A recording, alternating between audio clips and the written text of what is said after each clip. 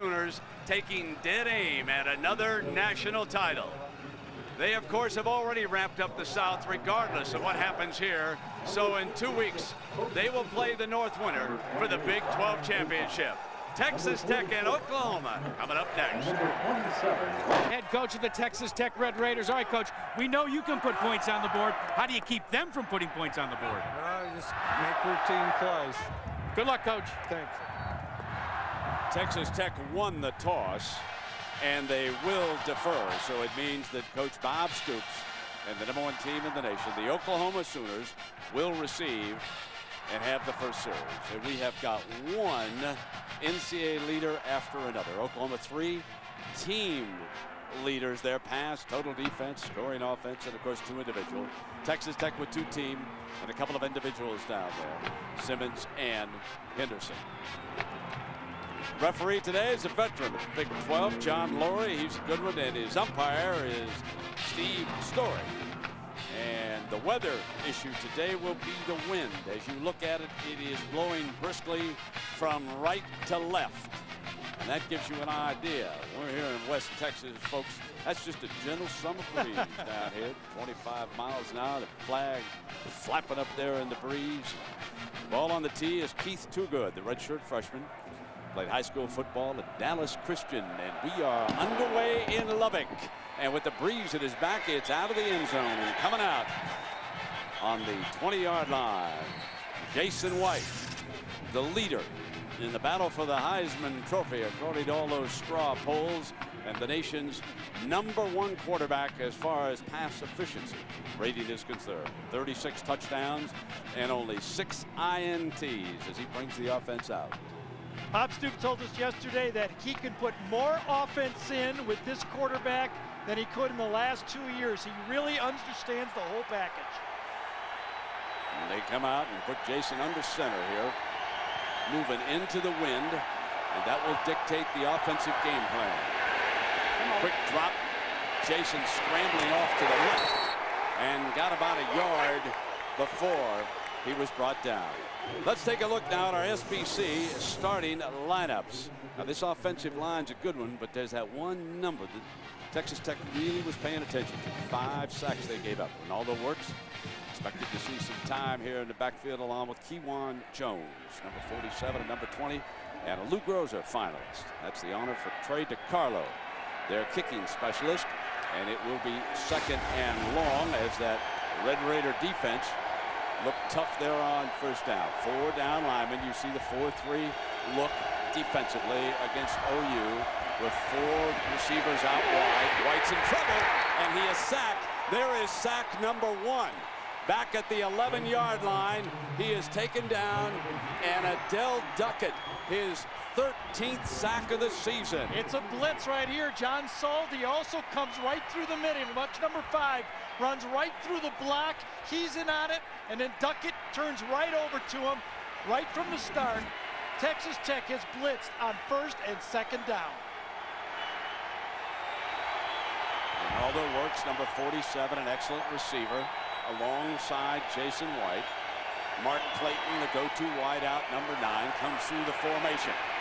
White looks right, fires now to Rankins. They will not get the first down. It is 3 and out, and an impressive defensive performance by the Red Raiders as Dawson, number 96, makes the play for the Red Raiders. Now Welker, and you can see the NCAA records that he holds there, better than 1,700 yards. He's a young man from Oklahoma. He was being recruited by Stoops. Stoops did not have a scholarship. Coach Leach had one down here, and he was able to convince Welker to come a little bit south of Oklahoma City, and they're happy to have him. With that win now, this will be a tough punt for Blake Ferguson. Welker runs up, hit right at the 45-yard line on the move, but it is a short field that B.J. Simmons will be working with after the 30-yard punt into the wind. 83 yards away from breaking Ty Detmer's all-time record with 5,106 yards, 47 touchdowns. They spread the field. They will make Oklahoma defend now sideline to sideline. one of the quickest releases you will ever see. He's got a good running back. We watched him yesterday over there at the coach's tape. Torian Henderson. They open with Henderson, and Henderson muscles his way close to the 40-yard line, which would be about a 5-yard gain. Dan Cody makes the play, and here's our SBC Texas Tech starting lineup. 49 career starts for Toby Cecil. He anchors that offensive line, senior from Richardson, Texas. And now, folks, take a look at this list. 60-plus receptions for each of them. And Welker, we've already met him. He returned that punt. And second down coming up for B.J. Simmons here. Back in the shotgun. They work most of the time from the gun in this spread. Simmons has good time going for the touchdown. And he overthrew the wide out. It'll now be 3rd down and 5 coming up as he took it deep to Carlos Francis. The Oklahoma defense. And Dan Cody, wherever you go around the Big 12, folks, his name quickly comes up. Dan Cody should be on the all Big 12 team this year. This is the 3rd starting middle linebacker. Coach Bob Stoops told us last night that Gayron Allen has earned the honor. Now, strength versus strength. Dante Nicholson, well, basically they'll stay in the nickel against this offense all game long. He'll press up toward the line of scrimmage. And right now we note 3 down linemen for Oklahoma. They bring backers to the gaps. They can't get to Simmons. He drops it off over the middle now. Glover, and that's a 1st down. So they convert a 3rd down. Rodney Poole makes the stop, but they could not, Gary, get to the quarterback. Oklahoma came with actually 6 defensive backs, but they stayed in zone. And when you're only rushing 3, as accurate as B.J. Simmons is, you better latch on to these short receivers because he throws the ball short as good as anyone you've ever seen in college football. Texas Tech lost a heartbreaker in Austin last week to the Horns. You can ask Mack Brown and that staff. They move the ball. There's the end around, a familiar formation that they bring all game long, and that was with Welker. Now Welker, along with having 947 receiving yards and 369 punt return yards, he's also run for 126 this year. So he's a bit of a triple threat man, number 27. He picked up a few yards on that 1st down. So Mike Leach's familiar offense moving the ball again. And the NCAA record for a 12-game season, 5,229 total yards this year for B.J. Simmons. An amazing story. 2nd down and 6. Quick hitter. And stepping out of bounds at that 1st down marker that time. And so B.J. Simmons went back now to the outside, and Welker moves the chains. That is one of 4 different types of screens that Texas Tech will play throughout this game. The way they can neutralize a very good Oklahoma pass rush is with different types of screens and a very deep shotgun. Look how deep Welker is back there when he lines up in shotgun. He's 6 or 7 yards deep. That doesn't allow those, with those big splits, those guys to get him on that short game. Ball is at the Sooner 22-yard line. Here's Henderson, cuts back to daylight and runs inside the 15-yard line. Dan Cody again from behind, but I can't tell you how impressed we were watching Henderson on tape against Texas, and here today in a couple of carries. He's been an impressive running back against this very, very good OU defense. Well, those splits of Texas Tech means that every time Henderson gets the ball, he already has space. It's almost all draw plays. The coaches say they'll maintain the splits as long as the offensive linemen handle the men in front of them. If they start to have trouble and need help, they tighten up the splits. Coming back now with Henderson close to a 1st down. Jammed. You could see Nicholson joining Jackson, Tommy Harris, all in on that stop for the Sooners. This one's going to be very close. Laurie's up there with one of his linesmen. And they're going to bring the chains out to measure this as we look here at Mike Leach. An interesting, very interesting, creative coach. He's a graduate of BYU. A bit of a vagabond until he landed here at Texas Tech down in Lubbock. And he has done an excellent creative job. And the chains move again now to the 12-yard line. There's the backup quarterback, Sonny Cumbie, the junior from Snyder, Texas, listening in. And B.J. Simmons Cliff Kingsbury played ahead of him for 3 years. Simmons is a redshirt senior, if you will. He was redshirted way back his freshman season. So this is his 5th year here, and it is magnificent what he has done in terms of putting up numbers as a first-year starter. There's the splits that Gary told you about. They spread that field. They make it tough for the defenders. 4 down linemen for OU. The inside shovel pass, and it was read beautifully, and Allen makes the stop. And so Simmons was asked about this Red Raider offense. It's tough to really put into words, but you know, we just expect the most, and every time we take the field with an attitude, and we look to score every time we take the field. That's what they're looking to do here, but that last positive play by the OU defense put him now in 2nd and long. So you would expect to see wide receivers running every which way now. Back in the gun is Simmons. Blitz is coming. Don't get there. Deflected. Incomplete, however. So the pressure works, and they force an incompletion, and it's 3rd down. I think big Tommy Harris got his hand on that one. His left hand, he was running a stunt. And because of those big splits, it takes forever for Tommy to get there. You see him, he's at the nose tackle. He kind of comes out, goes to his left and reads the eyes, and then just steps up and pops it with his left hand, because that saved the completion. Here's the 3rd down for Simmons and the Red Raiders. Leach would like a touchdown and not a field goal attempt. He had some kicking problems last week in Austin. Simmons flushed with a little bit of a gimpy left knee, runs hard right, throws end zone, incomplete, threw it away, and it's field goal time for the Red Raiders. And so the Sooners are pressed into the red zone, and the defense then stands up for Coach Stoops. Now there's the field goal man, Keith Toogood, and not automatic, is it? No, it's not. Everybody's looking at Mike Leach and going, what are you going to do here? Here he comes. That would have been a very positive start for the 3-touchdown underdog Red Raiders. Wind at his back now. Left hash. Right-footed kicker. Dupree Scoville out of Dallas Hillcrest. The Scoville family. The 3rd generation the Scovilles play in Lubbock. And he puts them ahead. So Keith Toogood was very good on that field goal attempt, and it's 3-0 Tech. Huge crowd on hand. They just opened up that sitting room only section, if you will, behind the goalpost. Some of the students poured down in there, and with this breeze at Toogood's back, who knows, they may wind up with a football up there. The last one went out of the end zone, and we would expect this one to do likewise. So the wind apt to be a major factor here before this day is done.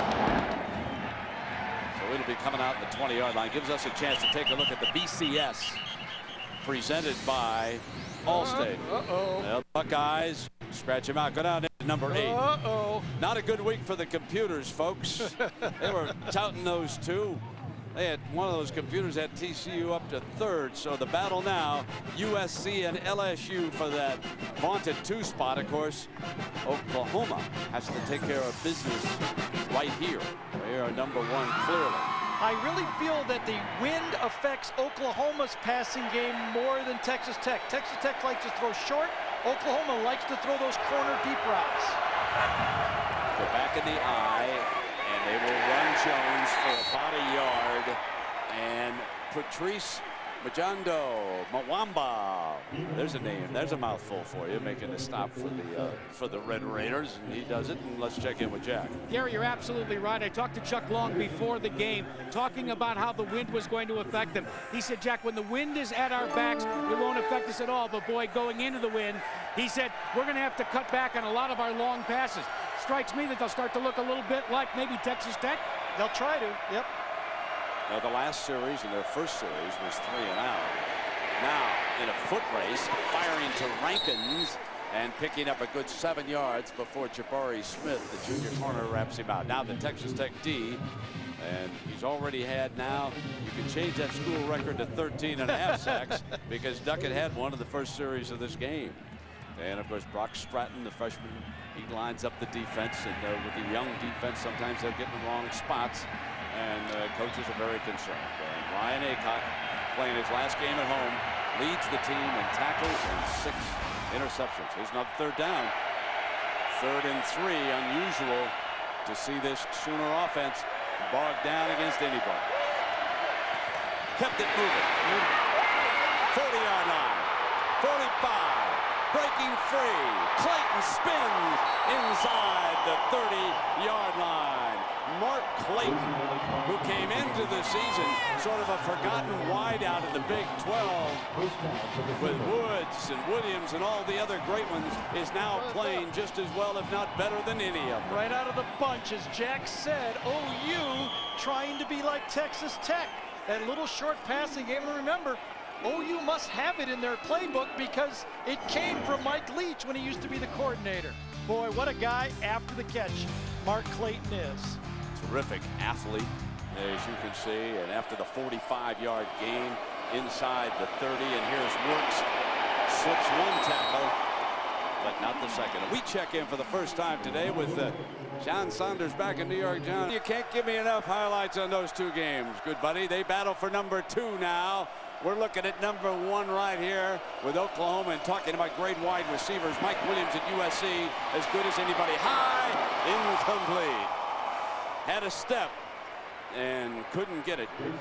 So it'll be 3rd down. Well, Monday night, folks, the disappointing Giants against the disappointing Buccaneers at 9 Eastern, 6 Pacific. Jim Fossil, his job is on the line, folks. Now the Buccaneers are going to be a favorite, and we're all interested in seeing how they're going to do without the big mouth. I mean Keyshawn Johnson. Can they come away with a win on Monday night? We'll find out at 9 Eastern. Now it's 3rd down and 10 coming up. Right from that gun again. The slant incomplete, intended for Jones. Terrific coverage that time by Chad Johnson, the freshman from Shreveport, Louisiana. Watch out, Texas Tech will time out their blitz. They will go after the hand fake of Jason White and then blitz once he reaches between his legs. They'll hold, they'll hold, they'll hold, but Oklahoma's using a silent count, and they wait for the signal, and then they blitz. The wind a big factor. They're not even going to try a field goal. On 4th down and 10, they'll line up in the gun against this West Texas breeze, and Jason White will go hunting for the 1st down. Receivers are covered, under pressure, fires in zone, got it! Touchdown, Travis Wilson! A 28-yard scoring strike as Jason White, given time early and under pressure late, on 4th and 10, fires the scoring strike, and that's why OU is number 1. When you're playing man-to-man coverage, you got to cover this long, and it's 4th down. Remember, the quarterback's going to throw the ball. You might as well throw it up for grabs. No big deal if you get it intercepted. You throw it up to your receiver, and we've seen it in college football all year. The receivers are better with the ball in the air than the defenders. Remember, that was against the wind now, ladies and gentlemen. It was Trey DiCarlo. Tacks on the extra point. Tommy Harris and the rest of those defenders ready to come out, and you can take one more look at it. Now Jason White, you see how the front is clean. Now just at the late, almost there, fires. 6 points, OU. Out front, if you're a student here, you can call it the Oreo. So Bob Stoops may lose his brother, Mike Stoops. He's one of the leading candidates to become the head coach at Arizona. I know Jack Arute has talked to both of the Stoops. We'll cover that story as the day unfolds. Of course, that's one of the things that happens, Gary, when you're really successful. Your assistant coaches start getting head coaching jobs. Yeah, that's not a bad deal. No, it's not at all. Against the wind, this one is fielded at the 20-yard line by Johnny Mack. All of about 5'4". Well, let's take a closer look at Simmons. He really is a unique player. I tell you, burst on, he gets 1 year to play, and the reason he's good is because he was on the bench and holding the clipboard. He did some learning and studying. He was ready to go. He always had a strong arm. He was recruited by Oklahoma. They lost him to Texas Tech. And when he's back there throwing, he's got that quick release, and he throws it to a lot of different guys. It's like a video game. Pac-Man firing one after another. Here he comes now. Trailing for the first time today, 7'3". He's 6'1", 220 pounds. He played high school football over in Houston at Cypress Creek High School. The fake and the inside handoff to Henderson, and Henderson scampers to the 43-yard line. And so far, it is the running game that has caused OU a little problem. Derek Strait forced to make that stop. You know, Leach tells such an interesting story about Simmons. He said, when I was on Stoops' staff, I tried to get Simmons to come up to Oklahoma. Then I got the head coaching job at Texas Tech, and I had to call him and say, you don't want to go there. You want to come play for me in Lubbock. Called him his best backup quarterback he's ever had in his coaching career, and I think he's been right, proven right this year. First down for Simmons and the Red Raiders. Front is kept clean. Intercepted on the ricochet at midfield. Rodney Poole, number 23, has got one at midfield on the first turnover by the Red Raiders, and Leach not pleased with that throw. Yeah, it was an unforced error, too. If you're going to beat Oklahoma, you can't make yourself mistakes and get yourself misbeat. Here you see the throw. No one's even in the line that time. No hand in his face. Throws the ball too high, and that's when you're playing against Oklahoma's zone. Every guy is looking at the quarterback, and tipped balls often end up with great athletes making interceptions. The sellout crowd was so alive when Texas Tech moved the football with the initial possession, settled for a field goal. Then the Sooners came back and on 4th down struck for their first touchdown. Now the linesman's going to stop this before the snap. He and the referee. And a timeout has been called here by the Red Raiders. So we'll take a break. OU leads it 7-3. Top of the hour, and we'll show you the key plays. 3rd down, the 45-yarder to Clayton by White. Then it was 4th down, and here's the 28-yarder to Wilson for the touchdown. Then the unforced error, Rodney Poole with the pick, and OU's got it back, leading 7-3 here. Just across midfield. Using the H-back look with Runnels. Ronaldo works for 4 yards, and we go down below to our colleague Jack Arul. Jack? Well, Brent, you were talking about Mike Leach trying to convince B.J. Simmons to go to Oklahoma. Well, Mike Leach, when he was at Oklahoma, also involved in the recruitment of Jason White. In fact, when I talked to Chuck Long before the start of today's game, he said, you know, Jack, Mike Leach really wasn't that high on Jason White. Bet he is now. Yeah, that's not the story that Leach told us yesterday, is it? Kind of interesting, yeah. But that was reminded to Jason this week. OU needs 6. Works his cutoff, bounces outside, and short of that first down. 3rd down and short is Ryan Aycock, the leading tackler. Comes up with still another stop, but at the end of the game, we'll select a Chevrolet player of the game from each team, and Chevrolet makes a $1,000 contribution to each university's general scholarship fund. This Texas Tech defense has been improving, but it had a long way to go from their improvement. At one time during the year, they were 117th, dead last in the country in total defense. They've turned it around slightly, but they're very young. They have 9 freshmen in their 22 too deep on defense. So here's your 3rd and 2.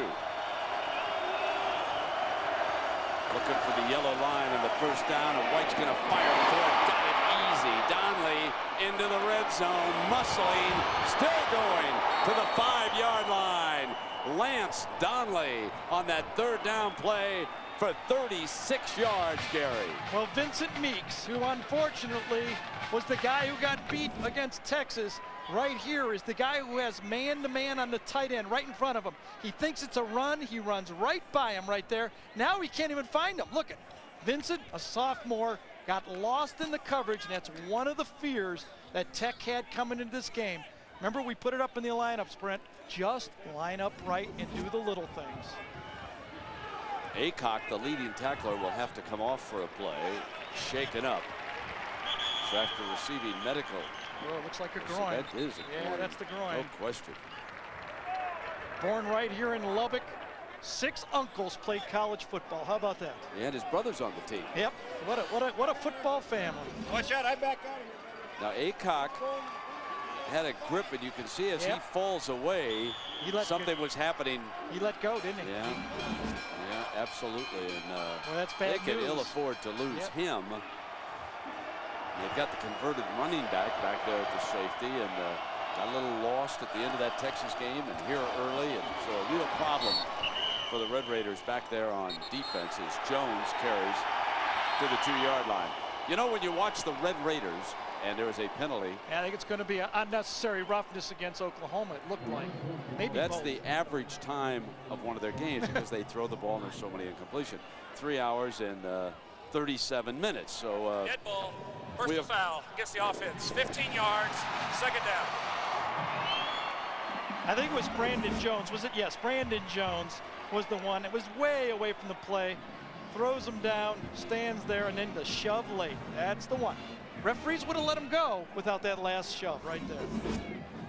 And the officials send a word through Jack that that's exactly what happened. And, so a change of personnel.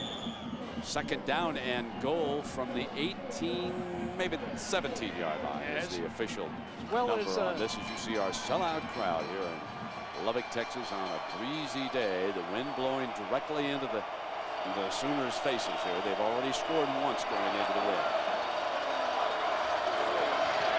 From the gun, sidearm, Donnelly again, and not this time. So he is stopped by Josh Rangale, number 33. Coming up on the Capital One halftime show, John Terry and Craig will have highlights and analysis from Rivalry Saturday, including the big game, Ohio State losing to Michigan. The best news that USC and LSU could receive today. The Wolverines with a win over a Buckeye team that had climbed to a very controversial number 2, not because of strength of schedule, but because of the computers. There's a big difference. There are 2 separate categories in the BCS rankings, and it is the computers that boosted the Buckeyes for 5 days to number 2. Pump fake White, going for the corner of the end zone. Got it again over there. Touchdown, Oklahoma. And this time it is Mark Clayton and Jabari Smith torched again in that corner. Man, what an attack. And Jabari Smith, the true freshman, playing against Mark Clayton, one of the top 4 or 5 receivers in all the country. And when you got one-on-one coverage, and what Oklahoma says, Chuck Long and Bob Stoops says, is the best deep thrower they've ever seen in Jason White, you can see why they can put up points like they do. This is not the kind of start that the Red Raiders wanted. Oklahoma into the wind. Coming up with 2 touchdown passes from Jason White. Folks, you're looking at the Heisman Trophy leader. On the money again. A beautiful throw. I'm out. That's the Texas Tech. Connection accounts for over 30% of the passes that Jason White throws, fellas. Why? Because in 2000, they were both on the scout team. They were so bored, what they decided to do was try to burn the number 1 defense whenever they could. And when they did, they busted up laughing. That's a pretty good team they were going on the scout team against the national champs in 2000, huh? Indeed. Well, the Red Raiders looking to get some field position. DeCarlo, the ball on the tee at the 35. Fielded at the 25 by Johnny Mack. To the 39-yard line. So, you know, Mike Leach, we talked to him about why this offense works, and here's what he had to say. Football, there's a wealth of ideas, and the key to football is to package the ones that suit you the best. And I think, you know, the biggest point of emphasis needs to be on distribution. You know, can you get the ball to all your skill players? And so far, they have not been able to do that here. No, and I don't think it's anything Oklahoma's been doing so far. They got to just kind of gear up and make their own plays. There's the Red Raider play right there. Mickey Peters from Weatherford, Texas, receiver. Donnie Nicholson, the defender. Well, he talked about pass distribution. When you look back over the season, Gary, that's remarkable. It really is. You know, they've got the leading tight end receiver in the country in Mickey Peters, who just got that little screen. And then you got 2 receivers outside in Welker and Francis that are going to break records in yardage. And you got a quarterback that's setting a record. You can't stop them, but their defense just can't stop anybody either.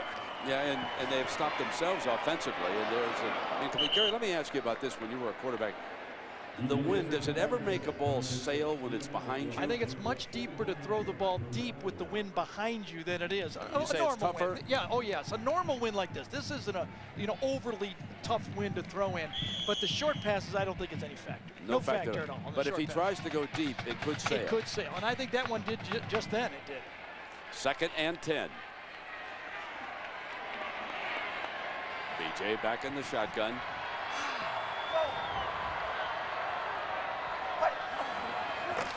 Four receivers out. Looks right, fires right, high, caught out of bounds. This will be 3rd and short at the 45-yard line, and there's Mike Stoops. Fiery coach on that sideline, not happy with that call over there. Mike Stoops down there in Arizona, that's the type of fire he's going to bring if he gets there. Now, do you only need 1 foot in? Obviously, BJ looks to the middle. You get a zone blitz from the out the field side. He finds the outside receiver late. Did he bring it in? Oh, that's a bad call. No, never got his right foot down. Not at all, did he? No, that's a bad call.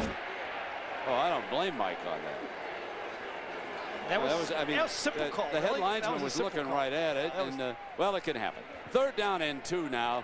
Stoops leads it 14-3, and B.J. Simmons brings him on up to the line of scrimmage. I would say that Texas Tech probably in 4-down territory here. They're not going to punt. Is that end around looking? Mack coming back very close to the 1st down, and we'll get that measured. Tommy Harris makes the play. And Jack, what is the story with Mike Stoops in Arizona? Well, all week I talked to Mike Stoops on several occasions, and he has confirmed to me, as he has to the press, that he is one of the finalists for that Arizona job. But he also told me, Jack, I really want the head coach's job. He thinks that he could revive the defense there. He also feels that it would be a good place to try and recruit some assistant coaches. Well, what about Mike Stoops with the Big 12 championship, a bowl game, things like that here at Oklahoma? He said that he would try to come back. At least his brother wants to bring him back. Look for an announcement as early as Tuesday. All right, Jack, we'll keep an eye on that story. The inside shovel pass against the 3-man rush. Mack across the 35-yard line to the 33, and this is going to be 2nd down and short. One of the real positives for Oklahoma, though, is Stoops has worked with Brent Venables for the last 4 years as co-defensive coordinators. I think that's a good strategy by Bob Stoops to have these guys work together designing game plans. Just in case you lose one of your coaches, you got the other one, and it's not as tough a transition. And I would believe that through the Big 12, Mike Stoops will help, if he gets the Arizona job, will certainly be closely in touch with Oklahoma. After that, I'm not so sure. If they get to New Orleans, remember back when Stoops won the national championship in Miami. Mark Richt had already been hired as a Georgia coach, yet he stayed on with Florida State. He called the plays upstairs. A lot of people believe that he was distracted during that game, and we'll have to see how it plays out. So after the holding call, we have 2nd down and 20, and Simmons fires incomplete. Terrific coverage by Strait. You could not get better coverage on a pass play than Strait. And I know, Gary, you like me think he's simply one of the best in the I'll business. tell you, Strait and Antonio Perkins, these two corners here at Oklahoma, they lost Andre Woolfolk, a #1 draft pick a year ago. But these two guys, that's a tough challenge for Texas Tech to run those deep routes against Perkins and Strait. They're much better with those little crossing and slant routes in the middle of the field. And then when you throw it in the middle of the field, you have to be accurate because tip balls becomes interceptions. Needing 20 after that holding call. Simmons moves up under center, and usually from that formation, they show that end around look. And now Simmons will drop back out of it. Good discipline by Oklahoma there. Simmons dropped at midfield. Ball should have been caught, but it was dropped by Jarrett Hicks. Teddy Lehman. One of the things about Lehman and the OU linebackers is the fact that they move so well in space that against a passing team, they stay on the field. That's how fast they are. You don't have to substitute and put in a lot of extra defensive backs when you've got number 11 and linebackers with speed like that. No, what a luxury. Lehman comes off the field when the game's over. He stays out there the whole time. Exactly. When they do the kneel down. That's right. He comes off. That's it. third down. A lot of three-man package and zone blitz routines that Mike has designed for this offense. Cody was actually standing up, and the play is whistled dead. That was kind of an interesting defensive look. They stood Cody up, and they were looping him back into the middle that time. Brandon Shelby, number 5, is actually the 6th defensive back on the field in this three-man package. Please put 211 on the field clock, 211. There you see Shelby. You got Dante Nicholson, number 8. Shelby, number 5. Everidge is on the field. Straight's on the field. Perkins on the field. They got DBs all over the place. And maybe the fastest guys, as Brent said, might be Lehman. He might be as fast as all of them. Poole with the interception. Number 23. As fast a defense as you'll see across the board. Simmons, protected pocket holds, and it throws. It should have been intercepted. Almost picked off by Perkins at the 38-yard line. Just could not hang on, but Texas Tech is forced to punt, and Alex Reyes out of Allen, Texas, trots onto the field. DJ tried to force that ball downfield against that speed. That's like throwing against an NFL defense. You got guys that eat up a lot of grass when that ball's in the field, and that's why in the air, excuse me, and that's why Oklahoma can play a great zone defense. Antonio Perkins. We saw him take 3 back for scores against UCLA. Wow. That's what a West Texas breeze will do for a punter. Coming out again on the 20-yard line as the freshman booms it completely out of the end zone. He's had a very strong freshman year, I'm told, for Texas Tech. Well, you know, you talk about Jason White, and you asked me the question in the open, Brent, about these guys just a product of the system. And of course that they are. I mean, of course they are. You're not going to throw up these kind of numbers without being able to throw the ball all game like they do. But I think Jason White would be successful in any system. Reason is he's accurate, and he's smart, and he throws a great deep ball. He is 7 of 9 for 136 yards and 2 touchdowns already. Stoops, in making the presentation for Jason as a Heisman Trophy winner, he said, you tell everybody, the voters out there, we had the same team last year. The difference, Jason White's maturity at that quarterback position, he's meant the difference as Jones is stopped on that. And when you ask Jason White how he's matured as a quarterback, this is how he responds. Just by getting in the film room and studying the playbook, I've grown up in this system and I've matured in it. So things are a lot slower now out there than they used to be. It used to be so fast that I wanted to run. You know, I don't know about him as far as the Heisman Trophy is concerned. I can't speak for other voters, but he's got to be the leader for the comeback of the year. 2 major knee surgeries in back-to-back years, different knees, and he's out here. A little misread, miscommunication, and it is incomplete. We, of course, were there at Nebraska for the first one. The second one was in Norman, unfortunately. And to watch him, Jack, and his mobility during a game, it's remarkable, and you're so pleased for the young man. Indeed you are, Brent. When you ask Jason White how those injuries affected him, he will be very quick to tell you that it changed his style, but it said it made him concentrate more on his strengths and his weaknesses. He said his head is better equipped now for playing the game. His coaches agree. They say maybe it was a blessing in disguise. He's a much better quarterback since the injuries. Yeah, he's 3 of 5, Jack, on 3rd down, 1 of 1 on 4th down. Sacked at the 10-yard line. Rolling through was Duckett again. He now has 14.5 sacks on the season, as that's his 2nd on the day. Right out, you see they fake the blitz here, come out of it, and then Duckett gets an inside rush that time and beats Wes Sims. When you have speed to the outside, do the quick arm under right there and then get inside. And that was the only way to stop this Oklahoma offense is rush the passer. Listen to that theme. It's the only way to stop Oklahoma. Ferguson hits it at the goal line. Coming back at him. And with that wind, it just wouldn't go anywhere. Well, you know, Mike Leach is such an interesting character out of Cody, Wyoming. Let's take a closer look. My favorite athlete's Dan Marino. My favorite college coach is Bear Bryant because he set the standard and he withstood the test of time. My favorite food is crab legs. You got to enjoy the process. It's a little bit like sunflower seeds, but unlike sunflower seeds, the reward is more than worth it. Look, don't ask me how someone from Cody, Wyoming fell into crab legs, but that's the first connection of sunflower seeds and crab legs ever. First down, Simmons and the Red Raiders with a golden opportunity. They're going to lose this wind at their back here shortly. Threw it up for grabs, an interception. Picked off by Everidge. Everidge battles back to the 20-yard line.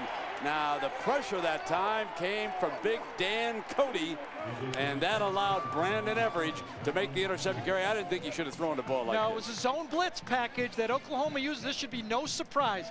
Brandon Everidge never leaves the middle of the field. Two guys come this side. It's misread by BJ. He thinks it's an all-out blitz, man-to-man coverage. It's not. 3 deep, 3 underneath. That's that zone defense that Oklahoma has run against good quarterbacks all around the country. We saw Cliff Kingsbury try to handle this. If you don't recognize the zone blitz, you will not beat Oklahoma. Texas Tech has been held to 33 yards passing in the first quarter. They've run for 32. So OU with 2 interceptions here.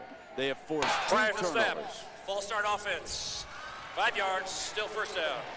Come to think about it, maybe Ohio State was a winner today. They don't have to play these rascals.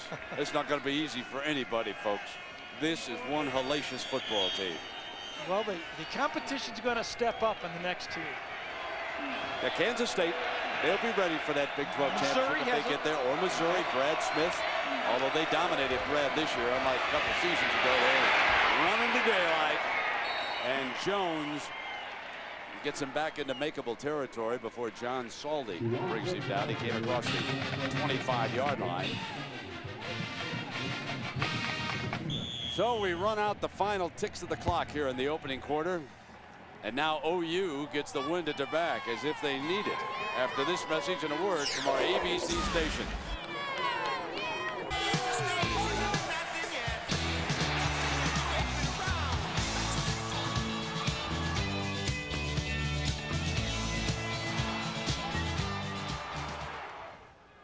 So the Sooners working against the wind, still put a couple of 7s up there on the board. And now they come out as we open the second quarter. 140 yards of offense to Texas Tech's 65 in the opening quarter.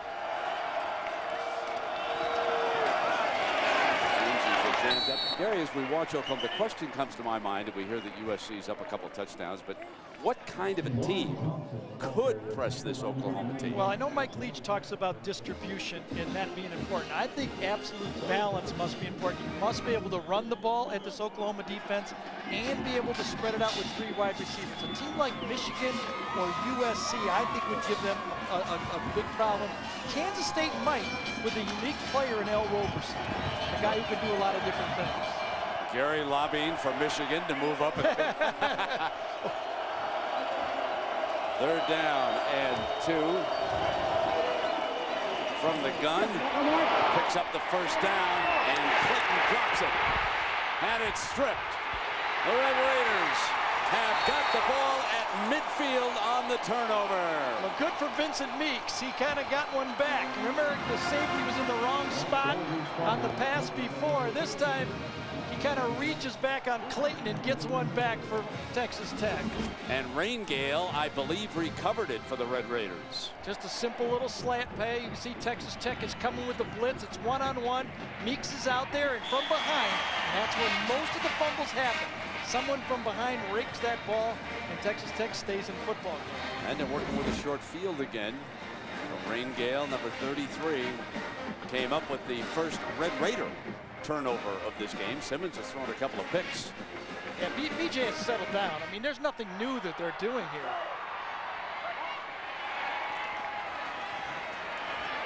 Sprints to the right. And out of bounds and incomplete. You know, it's a treat watching Simmons, and you and I have talked driving out to the ballpark that if he should be able to upset the #1 team, you'd really have to boost his chances for the Heisman. I think he has to go to New York. I mean, this guy set an all-time passing record, and I think it's good to reward a kid who stayed in the program who doesn't play. We see all these quarterbacks transfer the first time they don't get to start as freshmen. He showed that if you learn and stay, like a Tom Brady, I mean, you still learn and stay around, you can do good things. Second down and 10 after the incompletion for Simmons. You can see how Oklahoma has to defend the width of the field. And that opens dropped again. He's had a couple of big drops here, Gary. Yeah, a couple drops by the receivers, couple high throws, couple of plays where the offensive line breaks down, a couple misreads. Isn't that the story of a good defense? You know, I mean, you try to do things a little faster than you normally do, and you make mistakes. Brings up a third down just across midfield at the Sooner 49-yard line. Three receivers are off to the right side of this formation. On the wide side of the field. BJ has Henderson off to his left. Needs to get inside the 40 for a first down. Fires for it, dropped again. And that was a first down, and Glover dropped that. That is the third dropped pass of the game, and that is not like Texas Tech. Now, Antonio Perkins will be coming in, and here's what he likes to do when he gets the football. Well, every time I touch the ball, I think I can make something happen. I feel like I'm capable and the team's capable. Every time we touch it, take it to the house. Well, here he is. See if he can take this one to the house. Standing back on the 15-yard line. This will be a short punt. UCLA can attest to that. 3 of them. Reyes trying to punt away from him and does a good job inside the 15-yard line. That's a beautiful punt by Alex Reyes from Allen, Texas. Timeout. Which quarterback, Gary, is the record breaker in this game? Well, this guy's got the better defense, and this guy's got a bunch of drop balls. Yeah, 3 officially. Three drop balls. George Hill's got 3 officially over here in the stats. Well, BJ's made a couple mistakes too, though, so he can't get too down on his receivers. You just got to keep chucking it. Here's number 18 now. Could apply for a 6th year, or could be the OU quarterback next year. Bob Stoops would love to have him run this offense one more time. Now they set the screen pass for Portis, who's an excellent receiver, just shy of the 30-yard line. And Jack, what's going on with Coach Leach down there on the Red Raiders sideline? Well, Brady didn't have a lot to say to me before the game, as you observed, but boy, did he just have a lot to say to his offense. He gathered them around, and he just chewed them out. Told them that they're not focusing, told them that they just have to go out there and do their job. He said, if you don't want to go out there and execute, we'll get someone that will. You can't blame him with those drops, yeah. Jack. They'd have had a good march going here. They'd have had a first down on that 3rd down pass. First down and 10. You don't want to give OU extra chances. Jones is stuffed at the line of scrimmage by the Red Raider D that time. Well, it's time for the Affleck trivia question. Now, the Red Raiders are averaging better than 44 points a game. And when was the last time Oklahoma gave up 40 points in a game? Not ancient history. So some of you Sooner loyalists up there in the Oklahoma City area, they don't know the answer to that. They almost haven't given up 40 points in the Big 12 this year. That's amazing, this run this year. And extracting some revenge. Here comes the blitz. Clayton tripped up. 31-yard line. That was Rangale who recovered that fumble. Texas Tech continues to read the hand, the silent count of Jason White. Watch him give the hand right here, and then when the hand goes down, that's when the blitz starts in the bigger box. That's the way to do it. Take advantage of the silent count. You hold, you hold, you hold for the quarterback. Don't let him know what's coming, and you just blitz. Didn't get there, but at least the quarterback doesn't know what you're doing. So the school record, 67 receptions this season for Mark Clayton. White from the gun, gets lots of time. Deep middle. Dropped. Jones. They took a crack at the home run ball with the breeze at their back, and they come up empty. I'll tell you, John Saldi that time, Brent, on that deep throw, and it was a perfect deep throw by Jason White, almost put the quarterback out, Jason White, because he came at him like a missile. Forced to punt, and Ferguson, this will be fun, folks, with this breeze at his back. They wait to see what Blake Ferguson can do here.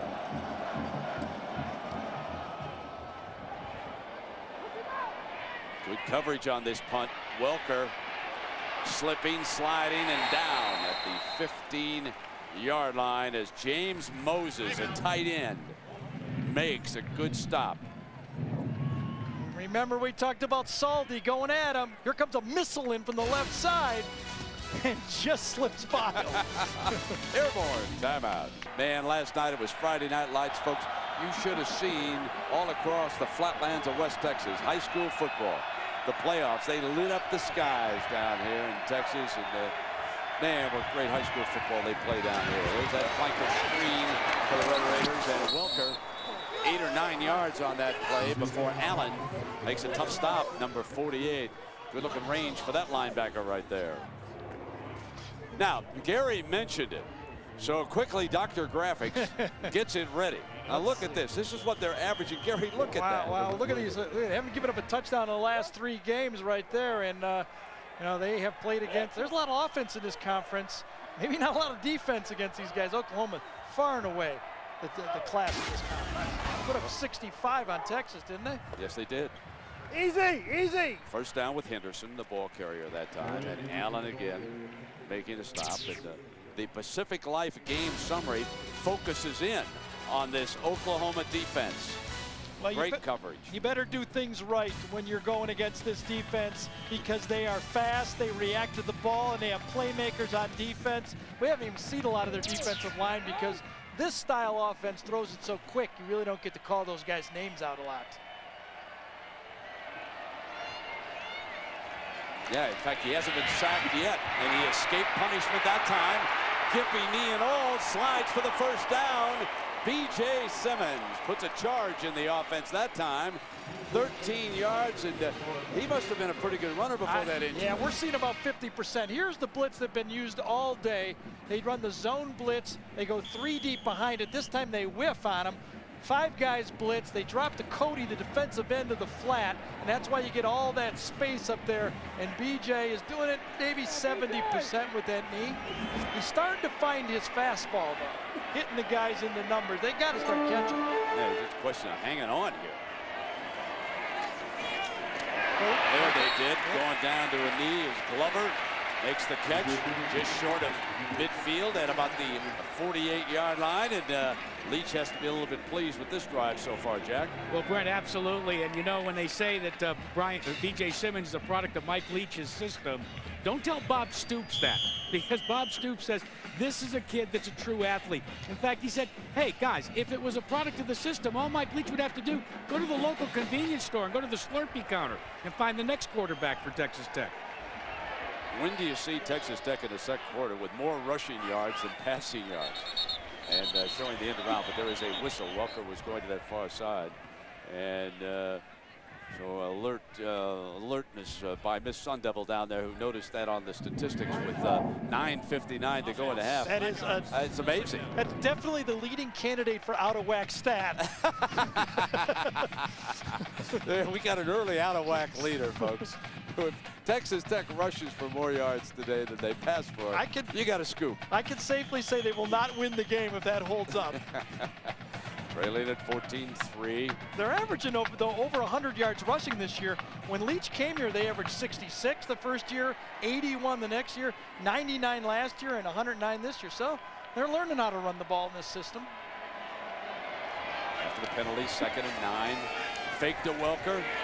Got a man wide open for a first down, and Torian Henderson out of Gatesville, Texas, picks it up. Well, earlier we asked you now, Tech is averaging better than 44 points a game. When was the last time Oklahoma gave up 40 points in a game? Well, you go back to 1998, and it was Oklahoma State, and it was John Blake's last season as a head coach. It was welcome Bob Stoops after the 41-26 tasting by an arch rival. First down across midfield for Simmons and the Red Raiders. Lots of time here in the second quarter. Good blocking, middle, complete at the 31-yard line, and it's Mickey Peters. And you know, there are 4 receivers on this team who can wind up with 1,000 yards this year, and Peters is one of them. He came in with 843, Gary. Watch Teddy Lehman get over to the wide side when Peters comes across. They're going to run a guy underneath, but Teddy Lehman reads it, lays out for the ball, and just can't quite get there. That's why you have to have a strong arm. To throw against zones, you have to have a strong arm. Man to man, you don't need a strong arm. You can lay the ball in front of the guys. B.J. Simmons is now 9 yards away from Ty Detmer's record. Close it in with Glover. Ty Detmer came out of Texas and went up to BYU. His daddy was a high school football coach down here. He led Brigham Young to some tremendous seasons. And he set the single season record that B.J. Simmons is going to crash here today. 5,188 yards, and Simmons is closing in. He needs only 2 more. The next reception should do it. B.J. Simmons headed for the record book. Does it up under center, and instead he'll pitch it out here to Henderson. Henderson struggling for that first down line. Got close, but you see the linesman marked it just short. Perkins making the stop for the Sooners. I mean, no one believes this game's over, obviously. Remember that Texas Tech came back on the road versus Texas twice. It was 21-6, they came back and took the lead. Then it was 35-21, and they came back and took the lead. So Texas Tech is used to being behind. With this high-powered offense, they know they can drive the ball. 3rd down and 1.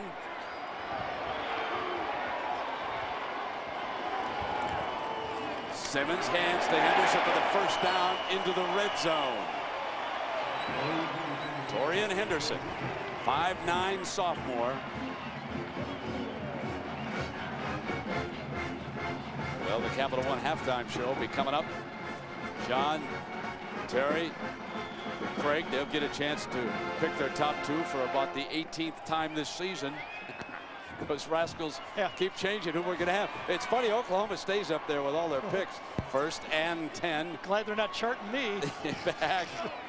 And Simmons just 2 yards away from the all-time single-season passing record. Sets the screen, and he'll give some back. Henderson thrown for a loss on that play by Allen, number 48, who's been playing impressively here so far today. Yeah, caught a bad defense that time. I don't know if they have a checkoff ability in Texas Tech's offense, but when you get inside the 20-yard line, Mike Stoops and Oklahoma gets out of that deep zone and starts to blitz you.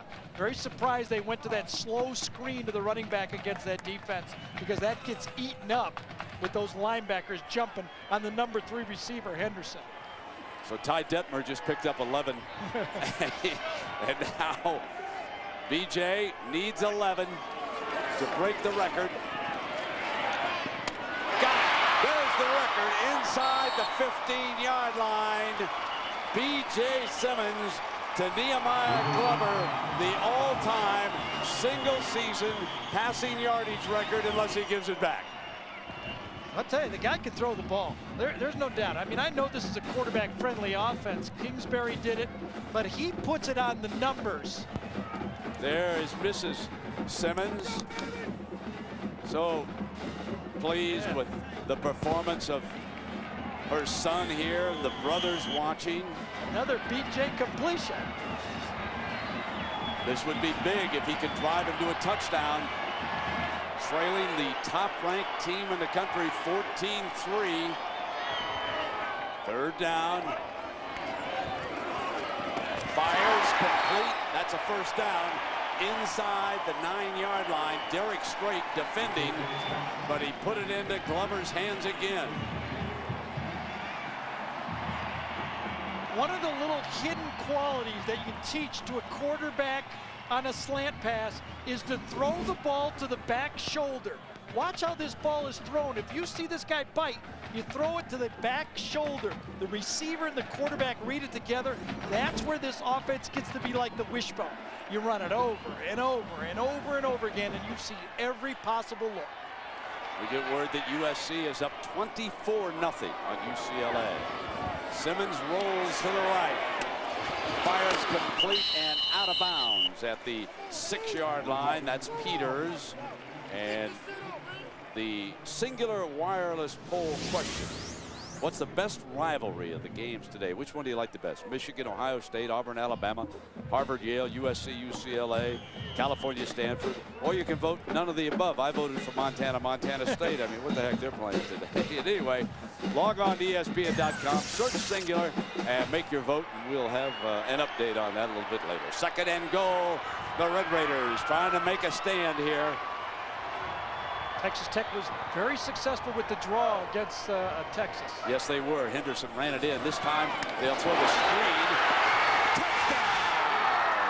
Russ Welker from Oklahoma City puts up 6 on the Sooners, a team he worshiped as a youngster. In order for this play to work this smoothly, because Oklahoma's so quick, you must be accurate. And watch how accurate this ball goes out on the bubble screen to Welker. Hits him right on the front shoulder. It's like a long handoff. Beautiful blocking downfield by Carlos Francis. Puts it into the end zone. Remember, Tech misfired on a couple of extra points over in Austin. Not this time. Perfect in Lubbock. Welker being congratulated on the sideline. Simmons on the drive. Folks, he was 10 of 10 for 67 yards. He's better into the wind. Timeout. Now that's a face, folks, right there from the Southwest, from Oklahoma and Texas. That's a football face, you bet. And another one over here is Simmons. And folks, undefeated at home this season on this artificial turf. They are tough to deal with this format. And the Sooners now giving up the first touchdown of the game. And swinging free. Rankins is thrown down at the 40-yard line. Well, next Saturday, a great lineup of Thanksgiving weekend college football. At 1 Eastern here in the Big 12, Iowa State, Missouri. Some of you will see Georgia, Georgia Tech. Then at night, Jack Arute will be with Gary Danielson and me in the Miami-Pittsburgh game. He always gets upset if I don't mention him in those games. And that'll be, of course, a BCS spotlight game. We'll see what happens there. Here, the #1 team in the nation has been stopped so far in the second quarter. Let's see what they do with this drive. Jason White back out under center. Might have been a little bit easy for the Sooners. They were up 14-3. White forced out of the pocket. On the run, fires low, and a diving reception by Clayton at the 41-yard line. When you go back to look at what Mark Clayton has done this year, already 15 TD receptions, 23 for his career, and it's just one spectacular moment after another, including here today. He now has 100 yards here today, 5 catches for 104 yards, and his 23rd touchdown, 14-10. With 5 minutes to go, White drops it off to Runnels. They use Runnels once or twice a game coming out of the backfield. Mike Smith makes the play. Let's go down below to Jack. Well, Brent, it's hard to believe that while in high school, Mark Clayton was a quarterback. Yeah, that's how he started playing high school ball. But he was mired so deep on the depth chart that he was knocking around one day, and one of the other quarterbacks challenged him to go long. He ran 50 yards, caught a nice fade pass. He stopped being a wide receiver. I mean, stopped being a quarterback, started becoming a wide receiver after that day. Second down.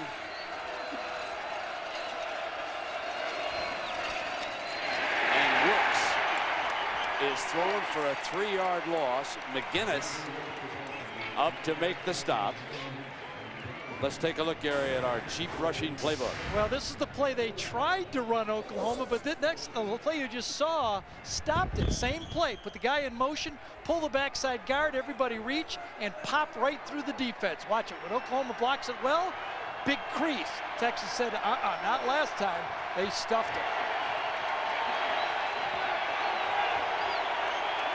14-10. Here's the third down for Jason White. OU is 3 of 8. No safety back there. Now they back one off late. A one-hopper, and it's 4th down. Yeah, receiver fall down on the play. I think Travis Wilson was supposed to go out and come back in on the play, but he slipped and fell, and that's why the ball looked like it went nowhere. I think it's Travis Wilson right here supposed to come out and then come back in like that. Let's see if he doesn't fall down. Was out, yeah, just turned and got kind of jammed on the play. Good defense. That's excellent defense on the play. Remember, they're doing this without Ryan Aycock, who is injured. He's seated on the bench on the far right-hand side, number 28, their best safety. Their leading tackler facing a 4th down. They come after White, fires slant, got the first down, and he went to one of his security blankets. There's number 9, Clayton. Chad Johnson with the coverage, but this is a short-handed defense out there right now. The chains move. One of the medical staff is over talking to Aycock. Kind of a tough matchup not to throw the ball to. Usually trick play by Oklahoma when they come out quick. Run the toss with Works, and he stopped. Well, Salty's having a great game. John Salty, number 5, has just been unblockable. And Jack, I think you've got more on Aycock. Well, they took him into the locker room and tried to wrap that strained groin. They iced it down. They put him back out here, but he's still complaining of a lot of discomfort. So it's still a giant question mark if and when he will return. That's a tough loss. They need that experience back there, if nothing else, because as Gary has told you a couple of times, they misalign frequently. 2nd down and 11. Trying to get to Jason White. They don't.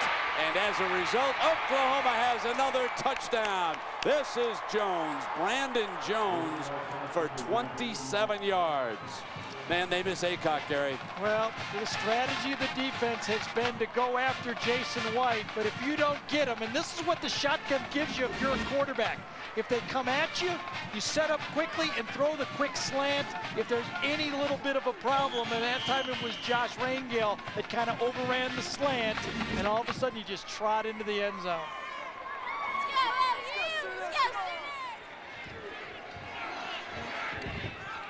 Well, OU swatted the mosquito away and came down for a pretty easy touchdown. Jones puts it on, and no question at all about who's number 1. Tight end goes out, receiver comes underneath it, easy touchdown. Jones just simply jogs away from him. Too much speed. 21-10 timeout. One of the many Texans on the Sooner roster, Brandon Jones from Texarkana, Texas. He's a junior, and now we'll see if Simmons and the Red Raiders can answer with Mack and Meeks back deep. And Breeze blew this one off for DiCarlo. He'll put it back on the tee there at the 35-yard line, and we'll be underway with 2:45 remaining here in the first half. And John will show you how Michigan knocked Ohio State out of that 2 spot in the BCS rankings today. This will come out on the 20-yard line for Simmons. DiCarlo, of course, one of the finalists for the Broza Award. And John, what's up now with the LSU team against Mississippi? Minor league organization for the Chicago Cubs. And he's a pre-dental student down at LSU. Very bright, very efficient, not going to panic in the teeth of that crowd at Ole Miss today. And that was unfolding in the SEC. Here's Simmons. Oh, picked off. And Poole's got another one. 20, 15, 10, out of bounds. The second interception of the day for Brodney Poole, who was lurking back there playing center field, and he makes it his second pick and the 3rd of the day for the Sooners. I think B.J. Simmons thought the tight end was going to go in front of the safety. Instead, he stayed right down the hash. When he throws his ball, I think he thinks he's going to go in front of him, see, like a crossing route, and the Poole just beat the tight end to the spot, and that's that miscommunication. High risk, high reward offense here, and if you got a defense that knows how to react to the ball in the air like Oklahoma, you can make mistakes. Leading 21-10. Poole puts him in excellent scoring position again.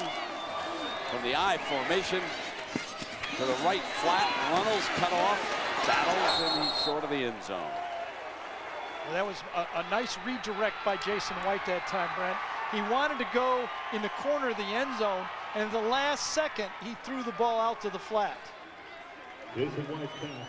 Any team that plays Bob Stoops and this Oklahoma team will have its hands full, whether it's Kansas State or Missouri, whether it's USC or LSU or anybody else in the Sugar Bowl, folks. This team is going to be compared with some of the greats of all time.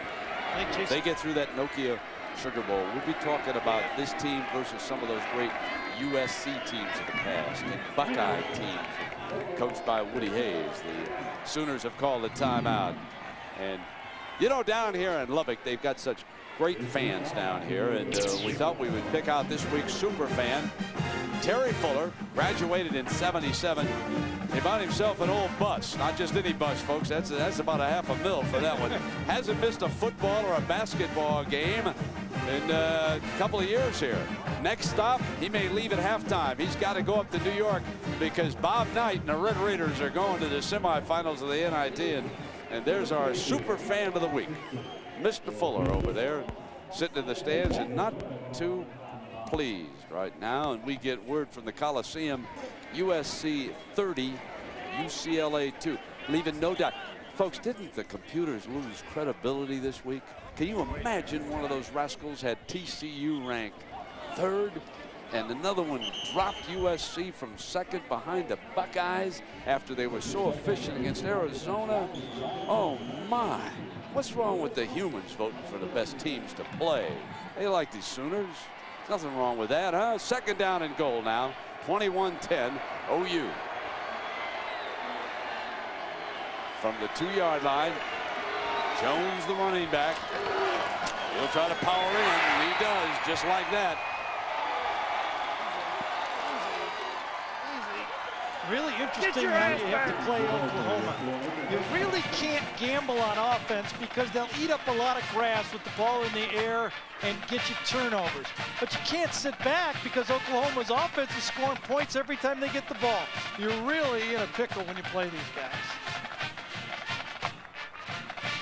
Smiles over there on the sideline. This team is so good they couldn't take a knee against Texas A&M even when they tried. The defense was given an extra touchdown there. And DeCarlo tacks it up. It's got to be fun to be a Sooner fan right now. Same play we drew up, this time for a touchdown. Boomers Sooner indeed. It's 28-10 timeout. A holiday tradition with a new twist. Annika Sorenstam becomes the first woman ever to compete in the Skins game. Next weekend, she'll tee it up with Phil Mickelson, Fred Couples, and Mark O'Meara. Coverage begins Saturday at 4:30 Eastern and concludes Sunday at 3:30 Eastern, 2:30 Pacific on ABC.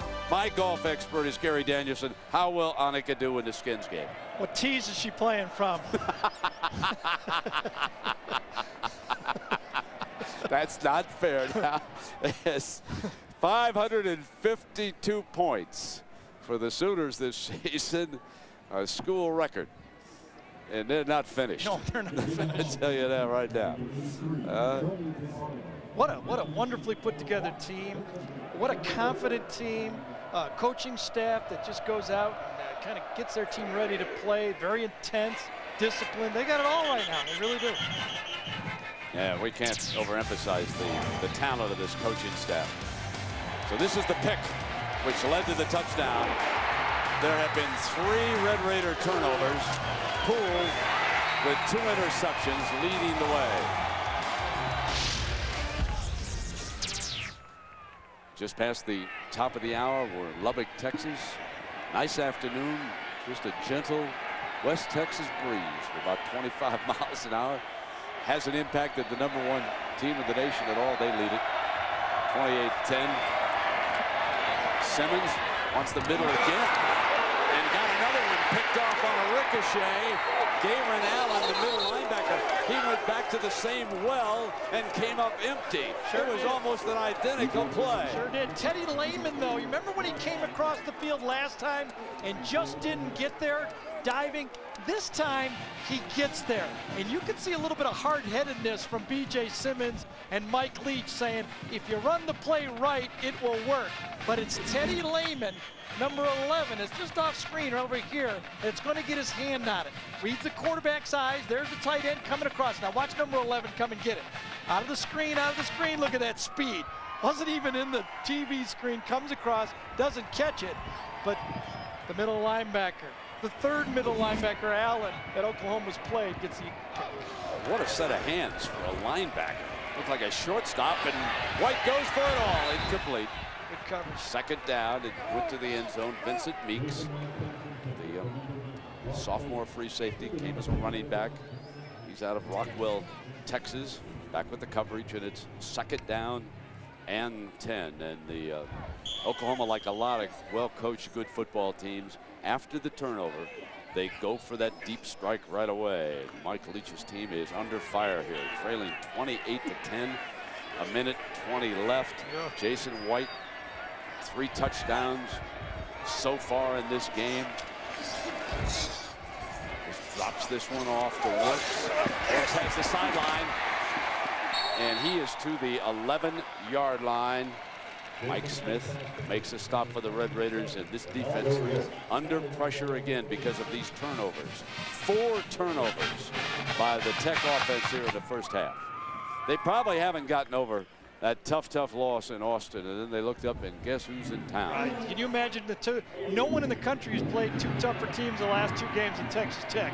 They end up with Texas and Oklahoma their last 2 games.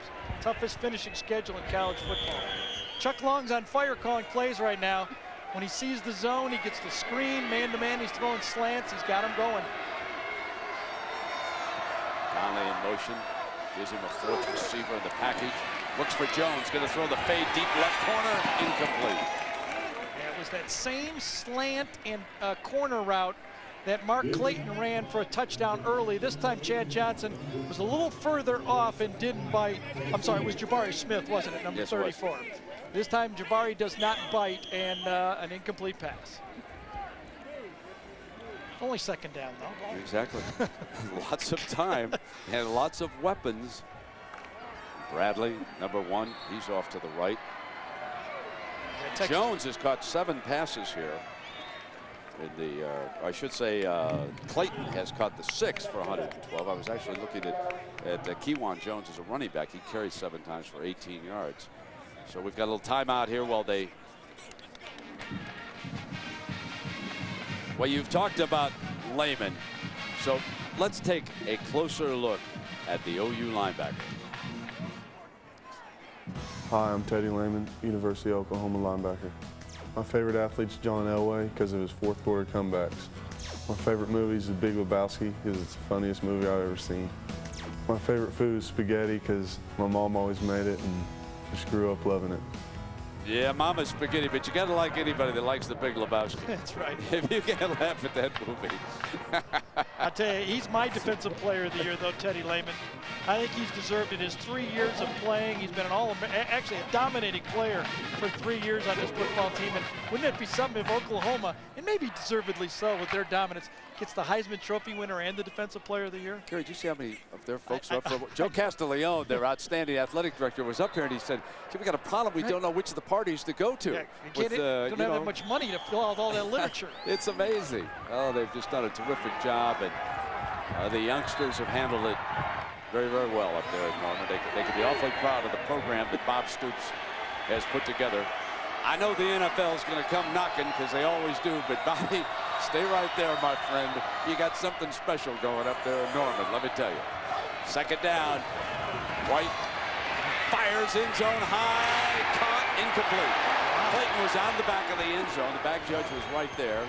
Huffman with coverage. That was close. It really was. Real close. You know, Clayton that time did a nice job of actually holding down Huffman's arm and then still watching the ball. Here's Clayton right there. Now watch it. Huffman's got his back to the throw, so only Clayton could see it. With one arm, he holds it off, and then his left foot came down on the White. There's no doubt. Good call by the back judge. He was right there, head position. Talking about the NFL, one of Stoops' closest friends is Steve Spurrier. He hired Stoops as the defensive coordinator at Florida. They talk on the phone frequently. White firing high, volley ball, and I believe it is pulled down. Oh my. That's a first down for Oklahoma. There's Donnelly, big Donnelly, got it on the ricochet. When you're going good, folks, you're going good. My.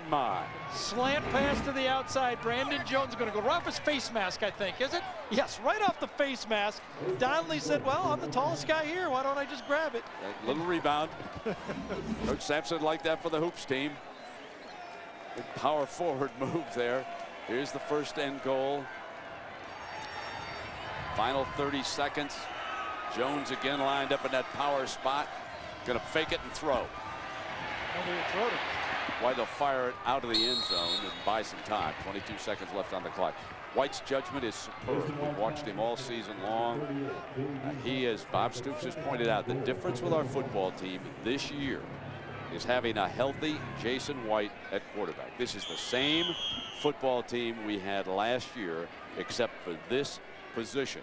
So those who say that White is being carried by the team don't know what they're talking about. Jason White means a lot to Oklahoma, and Heisman Trophy voters should consider that when they're putting down the names of the three fellows on the ballots.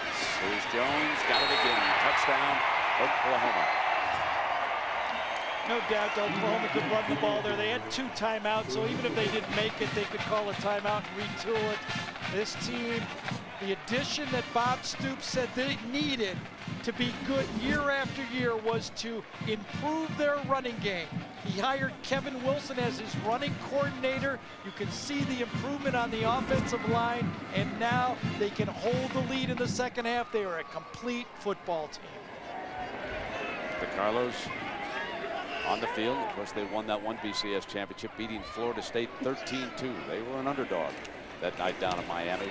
And keeping that Knoll team out of the end zone was no small task. This is some organization rolling out of Norman. Timeout.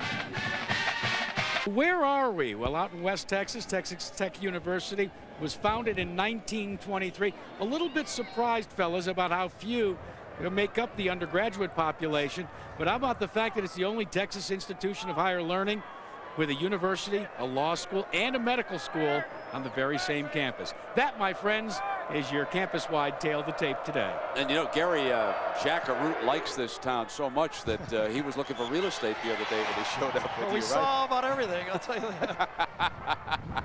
Jack, I'm going to get you a map before we go to Kansas City, okay? I'll just get a GPS. It's a little easier, all right, fellas? Well, Lewis and Clark there, we kind of saw the whole deal here. Well, 4 interceptions, huh? I think Texas Tech got a little greedy against his defense. And when you get greedy, you pay the price against his zone defense. Throwing the ball down the middle, receivers seen it, and this one was just hard. It was old Texas hard head right there. BJ said, I want to go one more time at it. And there's Henderson stuffed at the line of scrimmage, so it'll be second down. The final 8 seconds tick away here in the first half. A discouraging first half for the Red Raiders. Meanwhile, the Sooners put a 35 on the board. And Mike Leach very disappointed the performance of his team here. And let's check in with Jack down below. Well, Coach, you had turnovers that resulted in scores. You had good, strong defense. What are you going to tweak in the second half? Well, we gave up a long drive. We feel we're a little better than that, although they did a nice job executing against it. Still offensively, too. We can run the ball a little better, and, you know, we got to keep it up. You know, this is a team that we've seen score, you know, in the second half against a lot of people, so we're going to keep playing hard. Thanks, Coach. And, guys, you can see the wind is kicked up again. Yeah, coaches are never happy, are they? Well, let's send you to New York now for halftime. Here's John, Terry, and Craig. Take it away, John.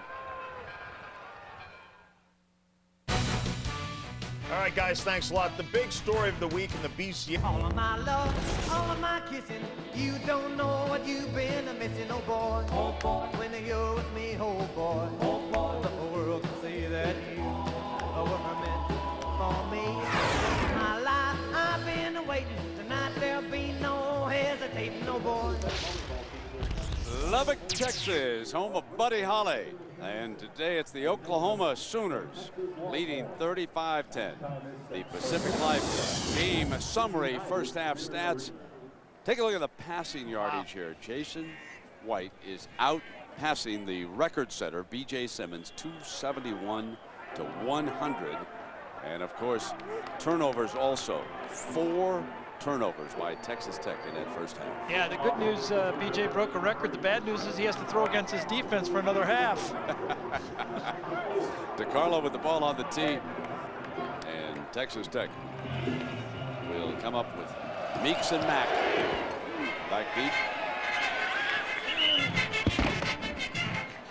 Well, Gary, what's out of whack from the first half? Well, when you're playing a good football team, BJ, you see coming into this game plus 31 T-days to interceptions.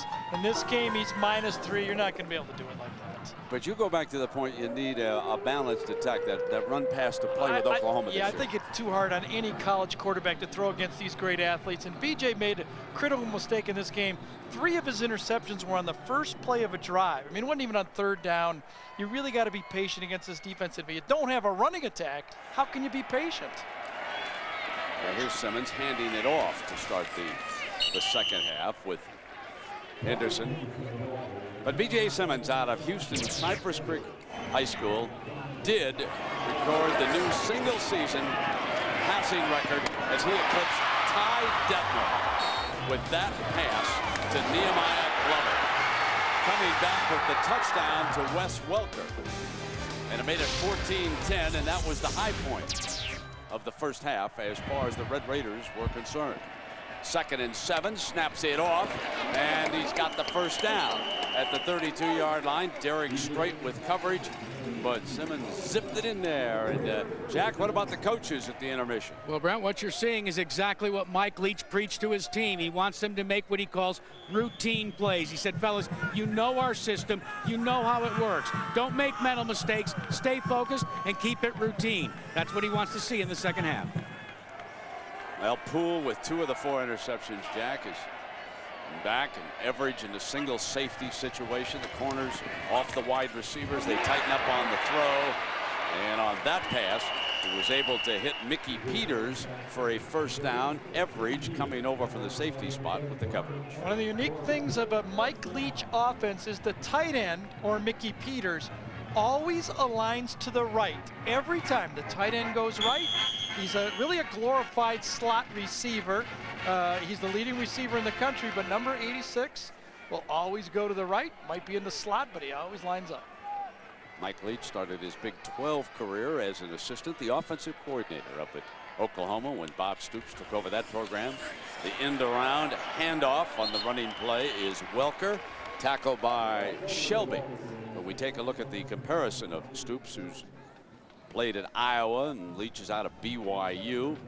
And you can see that Bob Stoops is headed for a possible 2nd national championship. He has already won 3 of 4 bowl games, including last year, a big Rose Bowl triumph over Washington State. Leach and the Red Raiders have 5 for a bowl game this year, so they will be one of the Big 12 teams moving on. Kevin Weiberg, the commissioner, and I were discussing teams like, well, Kansas can still get to a bowl game if they win. Here it's Henderson squirting free on the left side. He came across the 35-yard line before Poole made the stop, and there they have rediscovered Henderson. Yeah, I think it, I mean, a little experience from B.J. Simmons. Tried to get too much too quick. Maybe Mike Leach did the same thing, but this Texas Tech team kind of got out of sync. Remember the nice drive they had for the touchdown? Little quick screen, little draw, little slip screen, wide receiver screen, jailbreak screen. If you attack Oklahoma downfield, you're going to make mistakes. Simmons backing off of the gun. This is the opening drive of the second half here in Lubbock. Coming back with Henderson again. Down at the 31-yard line. Big Tommy Harris. Look at how unique this, there's the tight end right there. Look at the splits up here for Texas Tech. About 1.5 yards, and here's the shotgun look. Tight end over here for Oklahoma. Look at the space eaten up, and that's those natural running holes that Henderson can use when he's running those draw plays. The most unique alignment in college football is Texas Tech with these wide splits. Used it at Kentucky with Hal Mumme. Second. Like a screen to Welker. Short of the first down. All out of bounds on the far side. Nice little grab by Welker that time. I think he snapped that thing one-handed. Welker is a guy who will play in the NFL. There's no doubt about it. Now, Welker has already broken the career punt return record. He's had at least one catch in 48 straight games, tied for the tops in the nation. Welker today with 4 catches for 26 yards. He's rushed twice for 10 yards on that end around. So he's an all-purpose guy. Third down. They need 5 to move the chain. Got it. Inside the 15-yard line. First down. The receiver, Johnny Mack. The defender, Everidge. That's that field blitz again that Oklahoma comes from the wide side of the field. The blitz will come one way, and in this way, Dan Cody, the defensive end, will drop as the 6th man in coverage. He drops. When you're throwing slants against defensive ends, you're pretty confident that you can zip that ball in there very successfully. This is the type of patient drive that really kind of got out of, that's really the out of whack stat was this. They got out of whack by being too greedy. First down, Raiders. End around, Welker. Short of the 10-yard line. Magruder with the stop, and we check in with Jack. Well, Brett, what makes it so interesting how great Welker has become, consider the fact that Wes was the last player to be offered a Texas Tech scholarship in the class of 2000. He said, every day I remember that fact. When I got that last scholarship, I knew I wasn't their first choice, but I was going to make sure by the end of my career that they knew I was their first and best choice. Now, again, Stoops wanted him at Oklahoma. He's out of Oklahoma City, but he did not have a scholarship at the time. And Coach Leach opened up that final scholarship here. Flats open, but Henderson can't get anywhere. What a sharp tackle over there by Dante Nicholson, the junior college transfer. Started at safety, and they basically have moved him to a permanent nickel position. He's a linebacker type, a fierce tackler, and he can also drop back into coverage. But he has added to the depth of that defense this year. One of the Sooner starters. And the speed. That's one of your linebackers right there. They go 4-2-5 against everyone. Amazing. Third down. Oklahoma just stays in that zone. Let's see if they do it again. Nope, they're coming after him this time. Got the slant and threw behind it. They want the flag. And they're not going to get it. Carlos Francis out of Fort Worth is down. Antonio Perkins with the coverage, and trailing by this score. Leach is probably going to go for it on 4th down. Antonio Perkins beat the slant to the middle of the field. That's why the ball was thrown kind of on the back shoulder again. Watch Perkins beat him. Beats him to the spot. Balls to the backside, and I guess it's a good no call. I don't know, 35-10 might have been able to throw the flag on that. They can drag here for a first down just inside the 5-yard line. They don't need the whole ball of wax here, the Red Raiders. And now Simmons is going to call timeout. So we'll take a break. Door says, come on, let's get some more points in there, lads. Trailing by 25. Gonna get this down to a workable number here. So here's 4th down for the Red Raiders.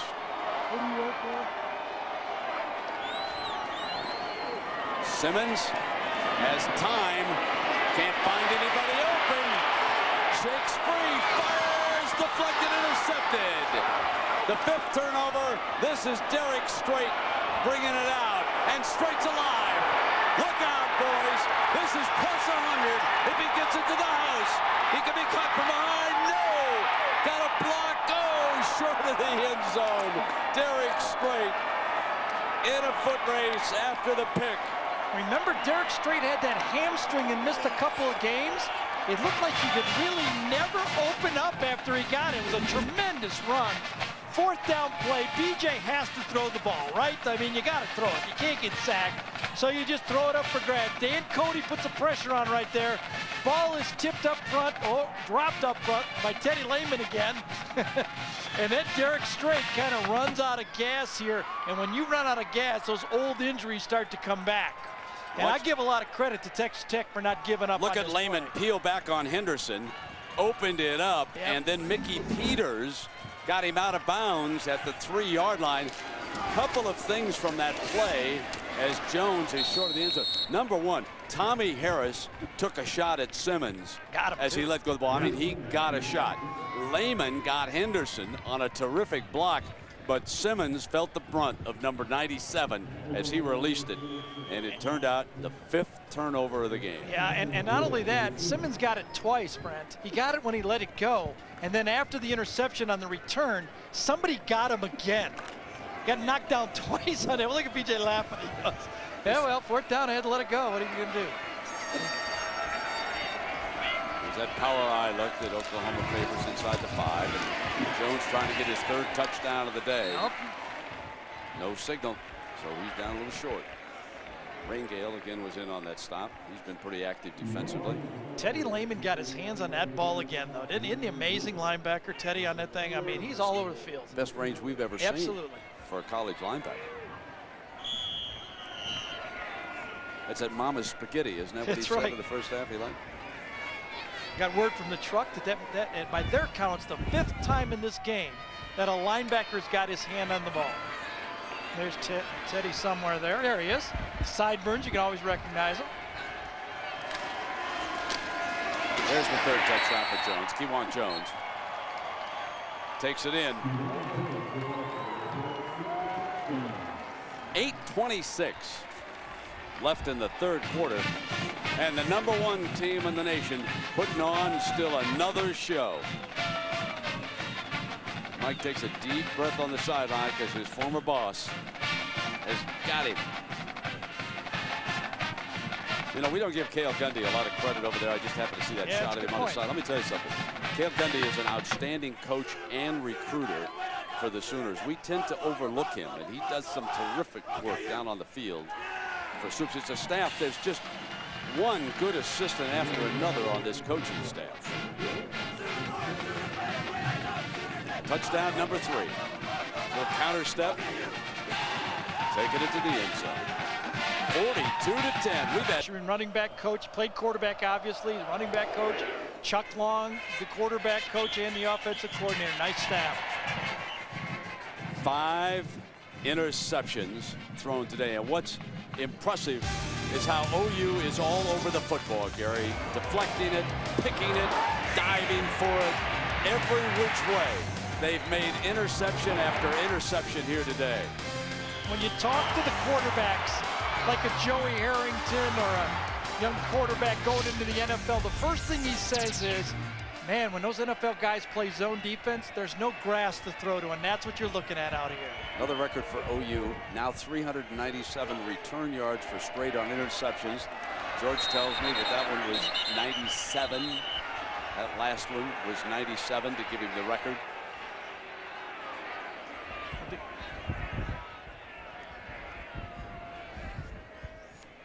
Prior to snap, offside, defense, 5 yards, 1st down.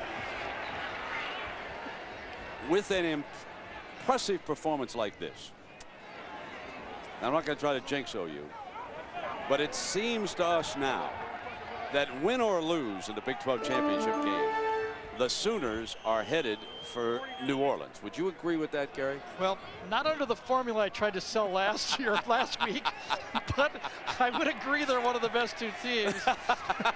Tried to sell the formula that if you don't win the league championship, you can't go. But I might be changing my mind here. Set me up badly. Oh, I really did. I had you. I know. Simmons fires for the 1st down. 35-40. And out to the 45-yard line goes Jared Hicks. Everidge makes the stop. Well, big Thanksgiving weekend, huh? I would think the Fiesta Bowl, if they lose Oklahoma, would say as a number 1 choice, let's bring the Horns in here with Vincent Young and all those weapons at wide receiver, all those fans from Texas. What a great stop that would be from Tempe. But Texas A&M could make its entire season with one of the biggest upsets of the year. That is a huge rivalry game. Now, Nebraska, Colorado. Folks, write it down. Frank Solich needs to go to Boulder and win that football game. There's going to be trouble in River City.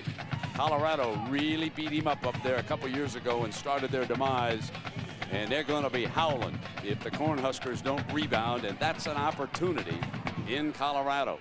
This is not one of Gary Barnett's better teams up there at Colorado. So that's another good game on Friday. So there's some great storylines on Friday. Yeah, transition year for Colorado, no doubt about that. Had to rebuild that offensive line. There's that end-around look and kept this time. And Mack breaks free. Ridden down by number 20 and Antonio Perkins, I should say, number 28. Came from behind and made the stop. Well, one thing you don't really care about at running back is how tall a running back is. I mean, the NFL is filled with guys that are under 5'9", 5'8". Johnny Mack, though, is 5'6".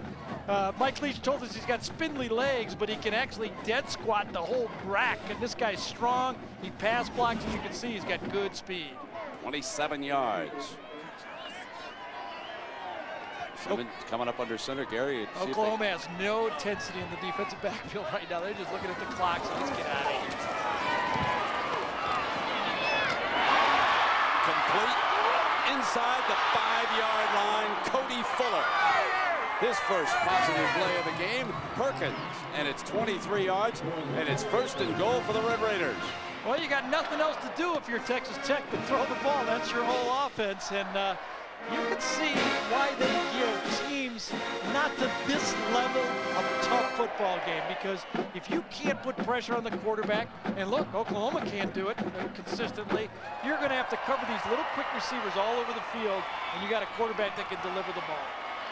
Johnny Mack, lightning quick, the running back, and not Henderson, lined up behind B.J. Simmons. Here's Mack splits. That was a big turnover last time. Touchdown, Red Raiders.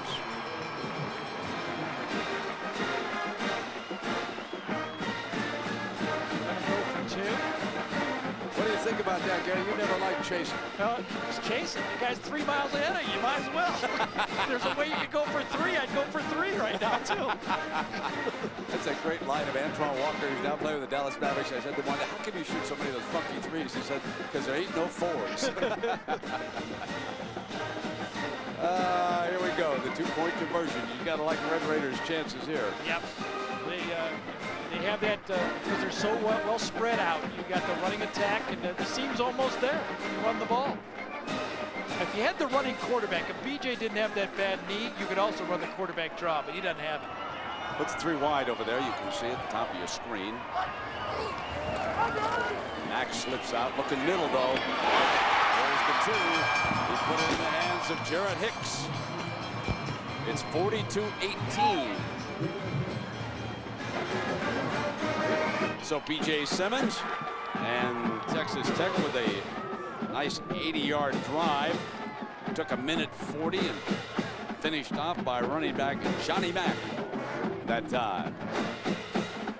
The Red Raiders not quitting without a bit of a battle here in Lubbock. Why not? It's West Texas. Well, a quick look at that Pontiac high-performance drive summary, and Gary, that's a good drive, 80 yards for the Red Raiders. Yeah, Johnny Mack had the big play, that long run on the play. That's kind of, and I don't think Oklahoma was even into the football game. Look, they're not even lining up right on the kickoff right now. Texas Tech lined up in a potential onside kick, and Oklahoma calls timeout. My mistake. That was a good play by Oklahoma. So they'll rehuddle, and what do you think tonight of Kansas State and Missouri up there in Manhattan? I don't think there's any quarterback that's hotter right now than El Roberson. I know he has those off games, but when he gets running the ball and throwing the ball like he is with James Terry, I like Kansas State. Let's take a look at the scoring machine behind Jason White.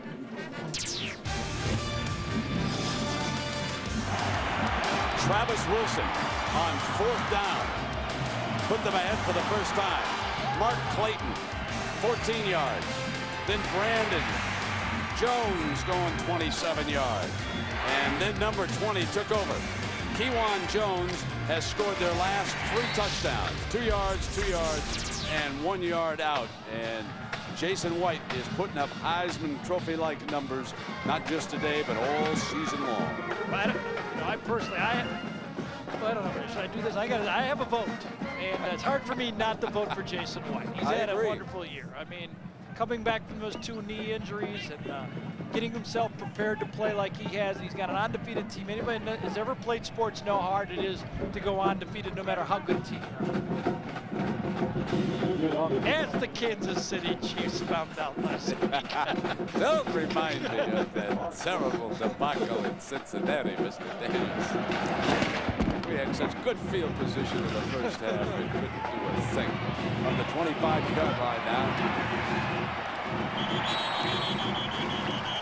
Well, Jack, what about Coach Stoops over there, lad?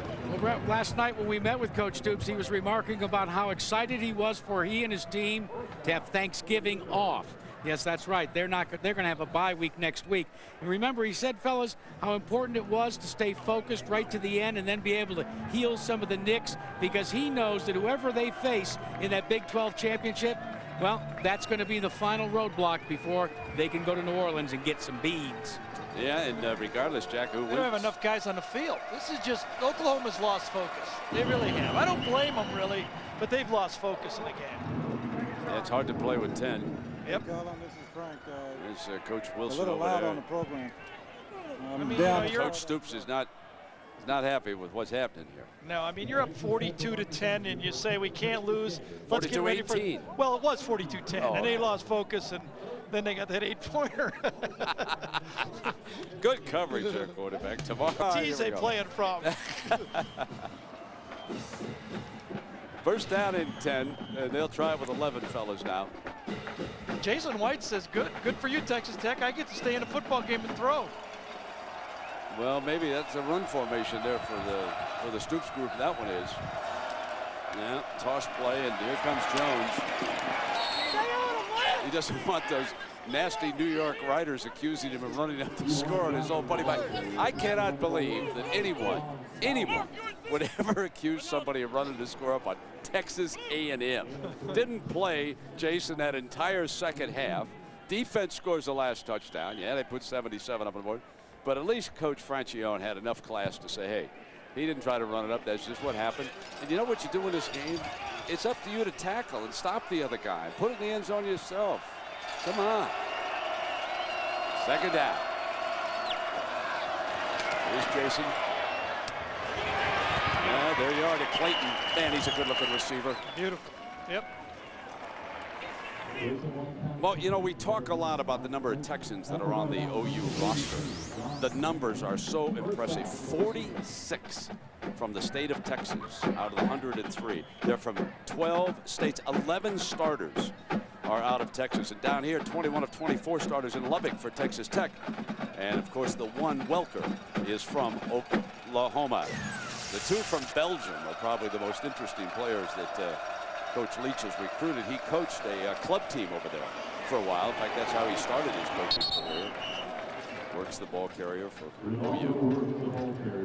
Well, you gotta think that Texas Tech would like to have some of those first down drive plays over. When you throw 3 interceptions on the first play of 3 different drives, that's given Oklahoma the chance to get the ball back a lot more times in this football game. Here's another memo to the New York Times. USC leads UCLA 40-2. If LSU passes USC, Arnold Schwarzenegger, we might get Schwarzenegger on this thing. 5:19, second down and 7. He'll terminate him. Down at the 40-yard line. Nice tackle by Nitchman, Seth Nitchman. Another freshman, another one of those young freshmen is being built into this defense here. 9 of 22 in the 2 deep. You know, you don't build a, Mike Leach didn't build this offense in 1 year. You don't rebuild the defense in 1 year. So Texas Tech will always be able to throw the ball. They got to learn how to play a little better defense to compete in the Big 12. Oklahoma driving toward the Nokia Sugar Bowl the night of January 4th. It'll be a Sunday night. See what Jason White, the OU offense, could do on the 3rd down. Clayton incomplete, and OU forced to punt. Well, they double covered Clayton that time. That was one of the first time I've seen Jason White not read the coverage properly. He had the slot receiver coming wide open right across the middle of the field. I think it was Travis Wilson, and he went to his favorite Clayton. Blake Ferguson. if the Red Raiders come after him a bit here. That was, I guess, the only problem OU's had this year early on. Now they're going to set the return. Welker with the wind and went out of bounds, so it'll be spotted. And let's check in with John. John, what's up with LSU there? And here, of course, we have 4:19 to go in the third quarter, with the Red Raiders coming out from the 20, Gary. With my Purdue education, I think they're 24 points down, so 3 8-point plays. That 2-point conversion, they're not out of it. There's the end around. Francis, nowhere. Lost yardage. Well, we've talked about the Nokia Sugar Bowl, and you saw LSU, one of the teams in the chase. Let's focus in on the 3 leaders. You can see Oklahoma after this game, the Big 12 championship on the 6th. Now, USC also takes next week off, and then on December 6th, they have a home game with Oregon State. Pretty good Oregon State team. LSU, though, they've got the toughest road. Mississippi today, and they have a home game with Arkansas, and then the SEC championship. And if they draw Georgia, that'll be like a home game for the Dogs in Atlanta. That'll be jammed with that Georgia red, and Ugg will be strutting around there. Second down. Simmons stumbles out of trouble to the 21-yard line. This will be third down, about 9 coming up. Great pressure by Shelby, and also Dan Cody was in on it. Yeah, Dan Cody's been doing the drop all day. That time they let him rush the passer. And one of those big 6'5" defensive ends that has great talent and great effort on every play. That's why the coaches continue to talk about this guy. Fill him out, stick him in the NFL, and you got a 12-year defensive end in the NFL. Magnificent year. All the coaches around the Big 12 just rave about him. They start off with Tommy Harris, and they say, but what catches our eye is the performance of number 80. Simmons going to go deep. Out of bounds, incomplete. One of the few times that Oklahoma came right up the middle with the blitz. And Johnny Mack did a great job, little number 4, of blocking the one of the two linebackers inside. Here's the punt team. Alex Reyes on the field for the Raiders.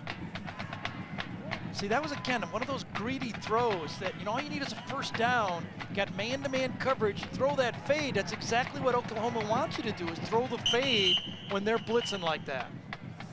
Perkins would love to set sail. Timeout has been called. Time permitting now, we'll have the Thrifty Car Rental post-game report with John, Terry, and Craig. They'll get you up to date. And we check in down below with Jackaroo. Well, Brent, I feel right at home. As you know, my wife Wendy raises horses, so I'm here with Midnight Matador, but they won't let me ride the horse. What? That's it? That's it. There I go again. Mucking stalls again. All right, I'll see you guys later.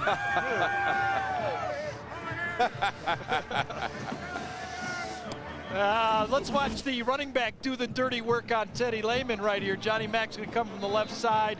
Lehman's coming, and little number 4 takes Lehman down. If you're going to run the ball at Texas Tech, you better pass protect at Texas Tech.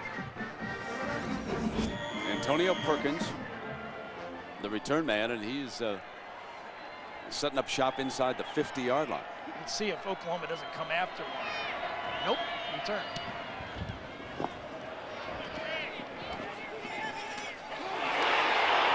Oklahoma almost turned it over, and did they? Yes. Wow. They did. The Red Raiders. Cody Fuller. And you wonder if the wind, Cody Fuller, one of the wide receivers, recovers this. It hit the blocker, Brent, who was trying to yes, it actually did. It hit the guy who was trying to block one of the Hawks that time, and that's what it didn't even get the Perkins on the play. It hit number 13, Eric Bassey, I think, for Oklahoma, who was trying to block on the return. And Perkins almost recovered it. Yep. And that replay couldn't get the handle. That allowed Fuller. And it gives Simmons and the Red Raiders half a field to work with. He throws this one away. He'll live to fight another day. 2nd down and 10. Pressured that time by Jonathan Jackson, 49. With this offense, you're not out of it when you're down 3 scores, but you are facing the Oklahoma defense, so we don't want to overhype that. Right. It's not going to be easy for Coach Leach. And the Oklahoma offense. It's not likely to stay at 42. That's the problem. They got another quarter to score also. We're at 60 points in this game, and we're not through the 3rd quarter.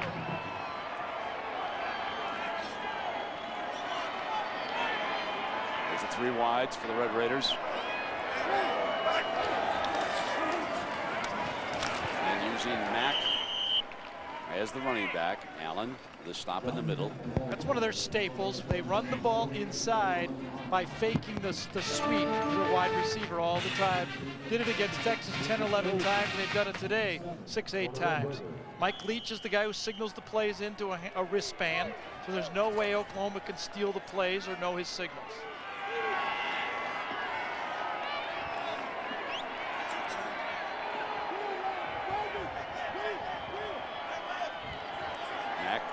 Shifts over to the left side on the. There's Teddy Lehman right there. Might as well keep an eye on him. Fired low, diving reception at the 30-yard line, just short of that 1st down. Where the old red flag might be coming out if this was the NFL on that one. Did that skip, or did Peters get his hands underneath it? Peters, Simmons wanted to go left side, didn't have anything over there, and then came back, felt the pressure, kind of throws sidearm. This is what he does on this one. Did he get it under there? Oh yeah, he did. Nice play, good call. Here's your 4th down. Mack is the running back. Need to reach the 29. You can see the yellow line. You can see for yourself. See what Tech decides to do. They're going to try to run Mack for it. They got it easy. He just bolted across. He's been a good-looking running back. Sure has. Junior college transfer, redshirted a year ago. Came back this year and is getting some turns when Henderson needs a blow, or if kind of a change of pace, you put Mack in. Final minute.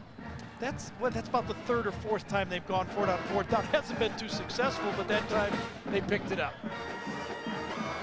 So for the 4th quarter, Simmons and the Red Raiders will have this breeze at their back. Not that they've been able to do much with it so far in this game.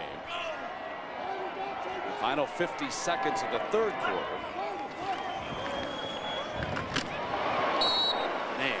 No space. No yak. As Nicholson makes the hit on Welker that time. I mean, yards after catch, they just forget about it. Yeah, and that's what this offense just kind of thrives on against less talented defenses. You're seeing Oklahoma, because they move so well, react to the ball. But now, as it gets inside the 20, one time they've been able to stuff it in. The other times, this Oklahoma defense has kind of forced problems. Now there's the brace on the left knee, and of course that has hindered Simmons' mobility. Quick flash screen and got the 1st down. I believe it's right at the marker. Let's see where he marks it. They're going to put it right down. Pull the defender over there on Mickey Peters as the 3rd quarter comes to an end. We could still have some entertainment left in this one, and we'll be back with it after this message and a word from our ABC station.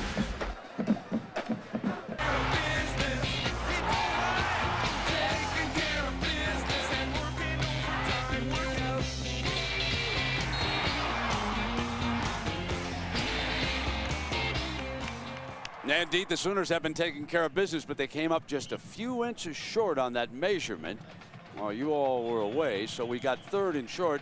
Now on these short yardage situations, 5'6" Johnny Mack been able to squirt forward and pick it up here. 2 downs to get it. They're going to throw for it this time. They're going to go for the touchdown. Incomplete. Well, and it's 4th down coming up. He figures he can come down and get the 1st down, I guess, on the running play. Yeah, with Mack in this situation. See, they ran out real quick, and they had hoped that Oklahoma would think it was a short yardage running play, and then they try to steal one. That's a good chance. Yeah, you know, when you're that far down. What do you think? Can these guys score a couple here with the wind at their back? I think they can score a couple, but I think Oklahoma could score a couple too. They're a joy to watch them. They really are a joy to watch Oklahoma. They really are. And here it is. Of course, they're going for it here on this situation on 4th down. They run this one, I'll tell you that. Yeah. Oh, he fumbled it a little. But Simmons put his helmet across. The yellow line, the unofficial first down mark down there. The umpire spreading them out. And they got the first down. And let's check in with John on Mississippi. Are they coming back, John? And here in the land of the Big 12, the Red Raiders in the red zone here. First down at the 18-yard line. B.J. Simmons trailing the #1 team, 42-18. Middle, got it. And a first down. And that was Carlos Francis from Fort Worth. He already has more than 1,000 yards this season. Patience. And Straight's hurt. Oh, yeah, he did. Came down with his left elbow, arm or something there, huh? Great patience by B.J. Simmons that time. Wanted to go out here, but didn't have it. And then he came back and dropped it off right inside to his checkoff man. That's what you got to do. You don't have it downfield, don't feel comfortable. Remember, drop it off, live to play another game. Eric Bassey has replaced the injured Strait. Strait back on the bench receiving medical attention. Out of bounds at the 2-yard line that time. So Wes Welker picks up more yardage, and Nicholson with the stop. If you're going to throw these quick plays, you got to have a quick release, and he does. BJ throws it quick, gets it out in front of the receiver. Wes Welker's like a running back, one of those smallish receivers. That's almost a run and shoot type play. Remember the old Mouse Davis run and shoot? That's exactly what that play was. Great picture for an OU fan to see Strait come right back on the field here. Second down and goal from the 1-yard line. Get that 2-point play ready if you're Texas Tech. And I believe this is Henderson, who has replaced Mack as the running back. Set in the eye. It's Henderson spinning toward the goal line. Got it. Touchdown, Red Raiders. And they will go, obviously, for 2 points again. An awful lot of time and a stiff breeze at the Red Raiders back here. I always like to watch a quarterback after he's had a bad day and a lot of interceptions. You know, great hitters can hit home runs when they have 2 strikes. And look what BJ has done. They're going to kick this one. You know, with a 24-point lead, that might not be a bad. They got the win to tie the game up. That might not be a bad strategy. I'm sure it is the win, Gary, that changed his mind. Absolutely. Right? So here's Too Good. The freshman nails it. It's now 42-25. Mike Leach eyeing that board. And the Red Raiders are not done yet in this one.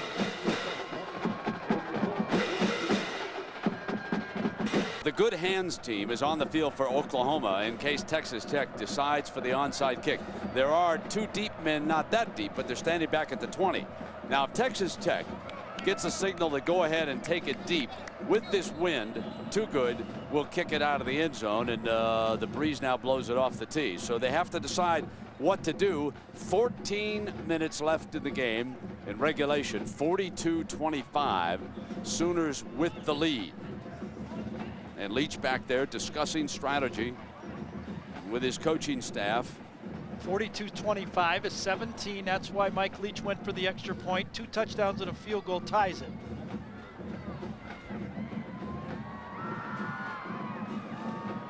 Now Leach is getting word upstairs from the coaches on the alignment, and they will pass the signal along to the freshman.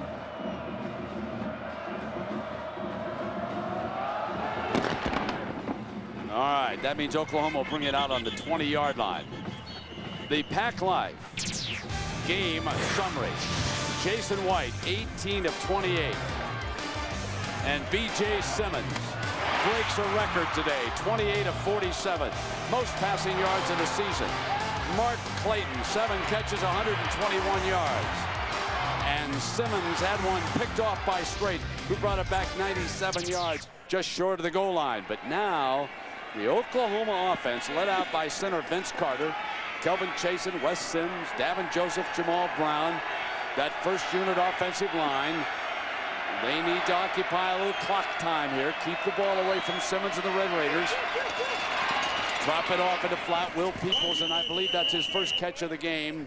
Johnson makes the stop. And Jack, what's the mood on the Sooners sideline? Well, Brent, it's very low-key. In fact, not only are the players low-key, but some of the coaches that you and I are so used to seeing them being demonstrative, you know, Mike Stoops and Brent Venables, they're very low-key right now as well. But one guy that wasn't low-key just moments ago was the head coach, Bob Stoops. He tried to rally not only the guys standing on the sideline, but the coaches as well. Jack, while you were giving that report, we had a great shot of one of the assistants yawning. That tells it all. Second down. And the Red Raiders hold in the middle. Chris Hudler, 93. Now the red shirt's in there on top of Jones. Yep, another one of those freshmen. 310-pound freshman, number 93, right there. Throws off block inside by David Joseph. Stands him up and just stops the ball. See, this is what you wonder about with Oklahoma. The only chance you have is they really don't run the ball comfortably.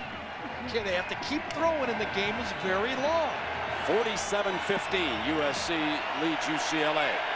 This is third down. White in the gun. Left, got the first down at the 31-yard line. Mark Clayton, defended by Jabari Smith, who transferred from a JC in Arizona. So we are live from West Texas, Lubbock, Texas, home of the Texas Tech Red Raiders. 12.5 minutes to go, and the #1 team in the country, the Oklahoma Sooners, leading Tech 42-25, just inside of 12.5 minutes. That was a big third down pass. Clayton now with 8 catches for 125 yards. And they sure do look at Clayton on every third down play.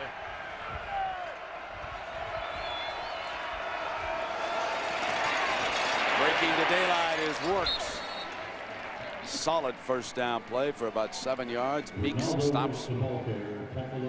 Is it Meeks? Young safety, sophomore safety, did a nice job on Works, who's healthy. Had that bruised back, but coming right out at you, running the ball. This is what Bob Stoops brought in Kevin Wilson, the old offensive coordinator from Northwestern, when they had that run there, running the ball very well with Damian Anderson.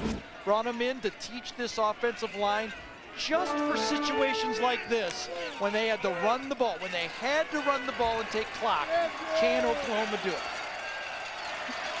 2nd and 3, 11.5 minutes.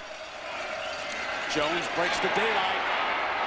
Crosses midfield to the 45. Whistle sounded prior to the ball coming loose that time as Mika Sweats, number 38, making the stop for the Red Raiders. Same play that Oklahoma scored all the touchdowns on. Kewan Jones coming, pulling the backside guard, coming right up from behind. It power football this time. Number 77 just followed Big Joseph. And if Vincent Meeks hadn't got his arm on him right there, the thing would have been another 15 yards. This has got to look good to Oklahoma fans and Bob Stoops. Have to run the ball, and you're able to run the ball and eat clock and make first downs. Works the running back. Runnels stays in as the fullback. They have thrown to him a couple of times here today. He stays to block. And Lang is sacked for the 3rd time today, back at the 46-yard line by Chris Hudler. Very good coverage downfield that time. Jason White said, I don't want to put the ball up for grabs. We've already turned the ball over twice in this football game. This time he looked back there, nothing there. Man comes in motion, safety in the middle of the field this time. No problem, nobody open. Here comes Big Hudler. Good job. Take a sack. Oklahoma so far has run 3 minutes and 17 seconds off the clock on this drive, keeping the ball away from the Red Raiders. Down to 10-18. 2nd down. Into the left flat is Works. Daylight. First down at the 31-yard line. Huffman making the stop for the Red Raiders, and the Sooners again are on the move, and we check in with Jack. Well, Brent, usually the best vertical leaper on a football squad, as you know, would be a wideout or a DB, right? But the OU back that you just saw run there, Ronaldo Works, at 6'10", 220 pounds. How about a 10-foot, a 2-inch broad jump and a 37-inch vertical leap? He can get up as well as get down the field. I think they've changed that to long jump, haven't they? I don't know. I'll have to check. You had to tell me that my age. Show my age. Standing broad jump. First down. Politically correct, I think, right? Boy, Hudler is playing some football right now. Isn't he, though? 93. He's blowing them up in the middle. He sure is.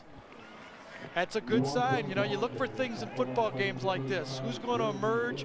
Who could you be counted on? Look at that guy. Kind of paints his face into the helmet right there. And that's a guy that's going to be around here for 3 more years. Second down and long. Now we're inside of 9 minutes, and I've got the Sooners having run 4.5 minutes off the clock with this drive. And so if Mike Leach had it to do all over again, he would try the onside kick. But who knows? You know, they had to convert a couple of third downs, at least one that I remember. Second down and long now.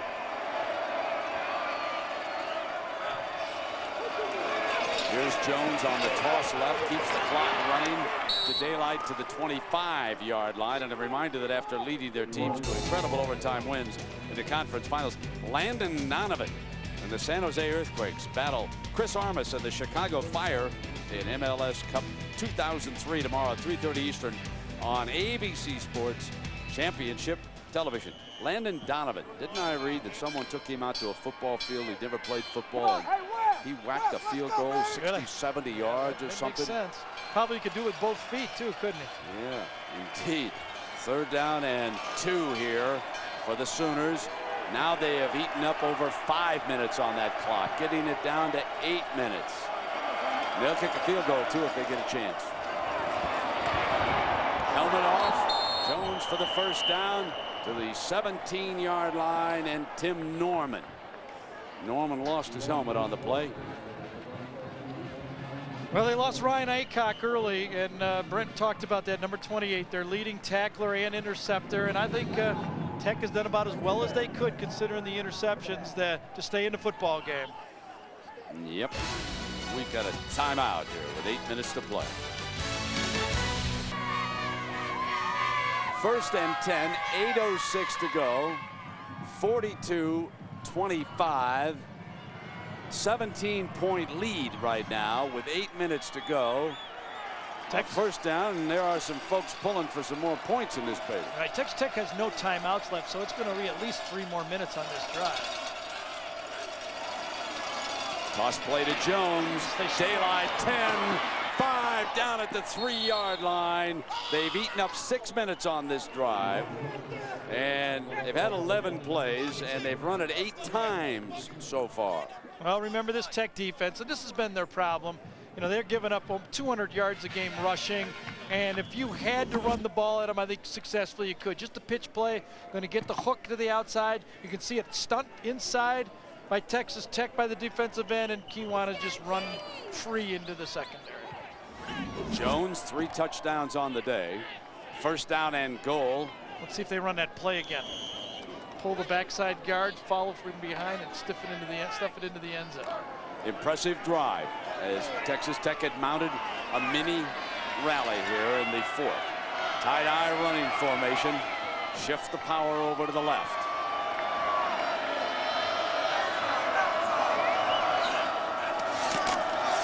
Looking for 4. A yard short. Well, let's check in again on Ole Miss. Have they taken the lead, John? Well, Brent, they were looking to tie the game. Jonathan Nichols had already missed one in the game. He'd missed one all year before that. That's his second miss, 36 yards out, so it remains a 3-point lead for LSU. Ole Miss with the ball. Interesting day as far as USC is concerned. Ohio State has already lost. LSU in a dogfight against Mississippi. Oklahoma trying to win by more than 20 here. Second down and goal. 6:40. There it is, his 4th touchdown. Jones walks in. Kewan Jones, 4 touchdowns on the day. Same play on all 4 of the touchdowns. Power O. This time it was Kelvin Chasen, number 70, coming right at you. Pull the backside guard. Kick out by J.D. Runnels right there and just walk into the end zone. That is what Bob Stoops wanted to finish off.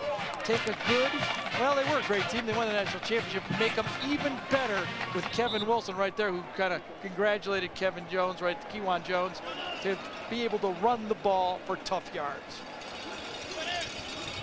Ray DiCarlo. Tacks it on. So Oklahoma moving closer and closer to Bourbon Street.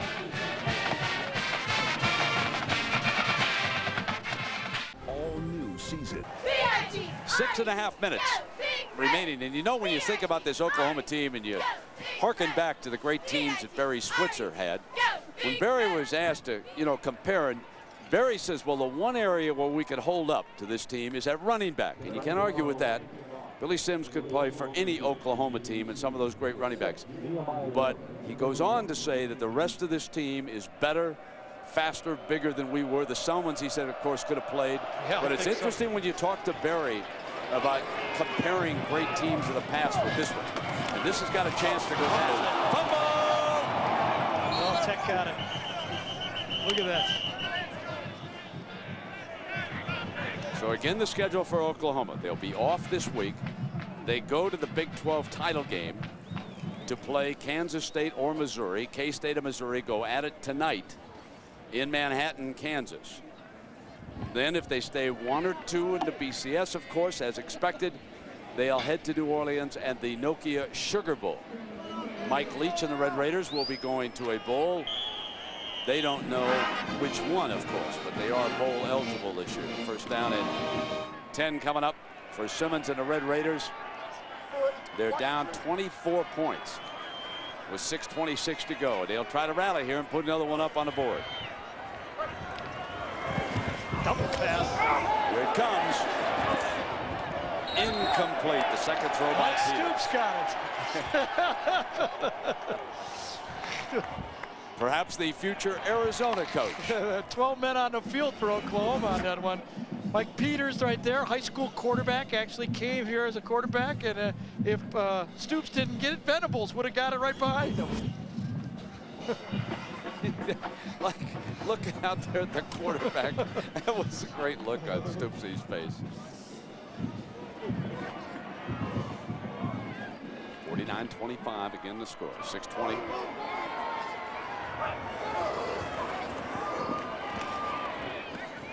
Incomplete, and it's third down as we remind you of the Small alias. I know what happens next. She wears a wig and some really good-looking dress in the middle of the show. I count on you for all the prime time. A football game somewhere that I'll be watching. My wife gets very upset when I watch that show. Okay, they're down at 10.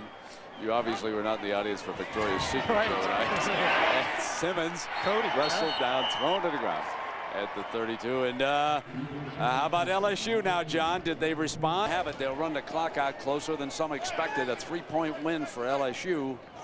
They stay unbeaten, and they'll jump into that 3 spot. As we project ahead, I should never do that with the way those wacky computers have been spitting out rankings, but Oklahoma certainly will stay 1. USC now figures to jump to 2. What a punt, with the breeze at your back.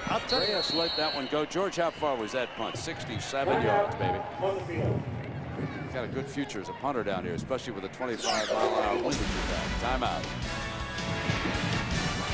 Dropped Ohio State out of an opportunity apparently to defend the national championship. They won Fiesta Bowl a year ago when they upset Miami. So now you're looking at a team that figures to be there. Oklahoma, Jones, strong presence for OU, especially inside the 5 as we check back now on your BCS standings presented by Allstate. Gary can just draw a line through number 2 and number 8 because there's going to be a whole lot of shaking going on. Now the Georgia-Tennessee thing is kind of interesting because that could still figure in how they sort out the SEC East if they stay that close to each other, and the win in that situation would go to Georgia. The 3rd place team, Florida, will be eliminated, and Georgia, having beaten Tennessee, would advance to play LSU if LSU beats Arkansas next week. Then it would be LSU and Georgia for the SEC championship. Here in the Big 12, it will be Oklahoma for sure against either Kansas State or Missouri. And again, those 2 teams go at it tonight in Manhattan, Kansas. Just a few minutes. Don't they start just in a few minutes, I think? Is that right? Kick it off. Well, you take over here. I'm going to go watch. You know, Brent, we have heard all this criticism of the computers that they've hacked into your credit card and you owe a lot of people a lot of money.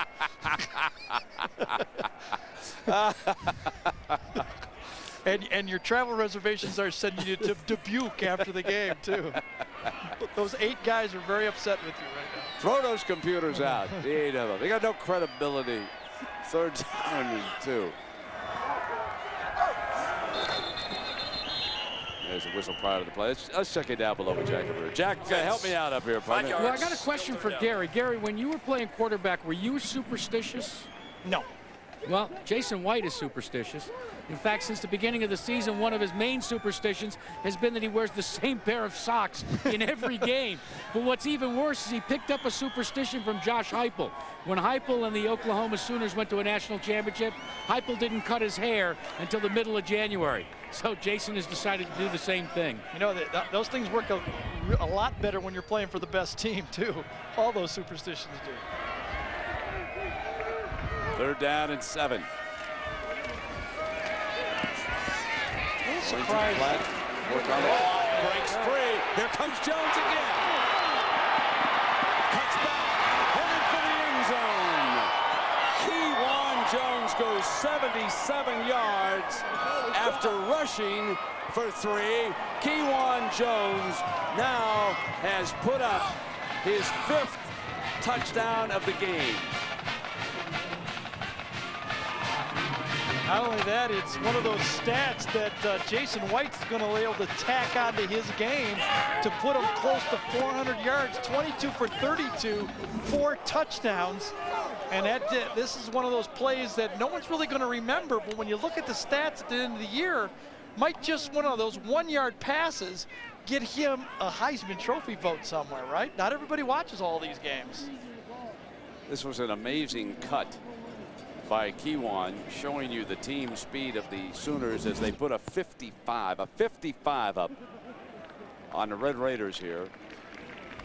And Marcus Boyd being helped out of the field, and he just put a move on Marcus Boyd as he approached number 11. And Marcus Boyd appeared to pull something over there, trying to make the stop. We get the final: LSU 17, Mississippi 14. So the final in, and LSU stays in the chase for the BCS championship game the night of January 4th in the Nokia Sugar Bowl.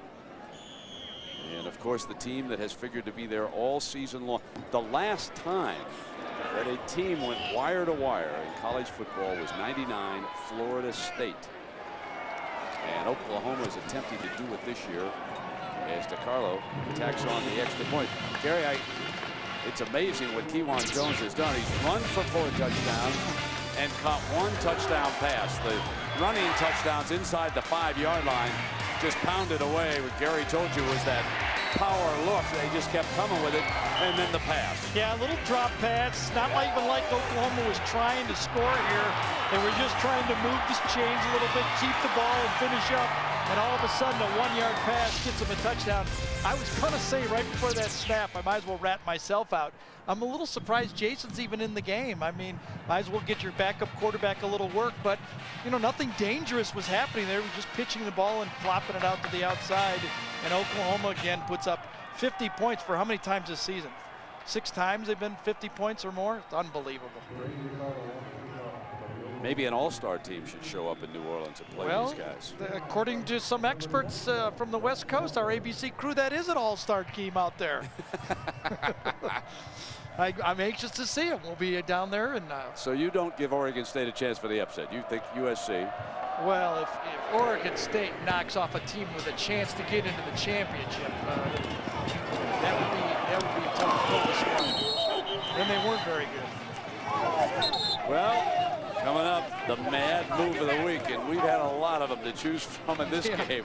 Let me tell you. Close your eyes and grab one, right? It's got to be a Sooner that they've selected. Has to be somebody from Oklahoma. We'll see what they come up with here at a mad move of the week. 3:07. OU puts 56 up. Yeah, it is amazing. You can almost, it did appear that Oklahoma almost sleepwalked the whole second half and still put up 56 points in this football game. Go! There's the quick pop out toward a first down, and let's check in now on our mad move of the week.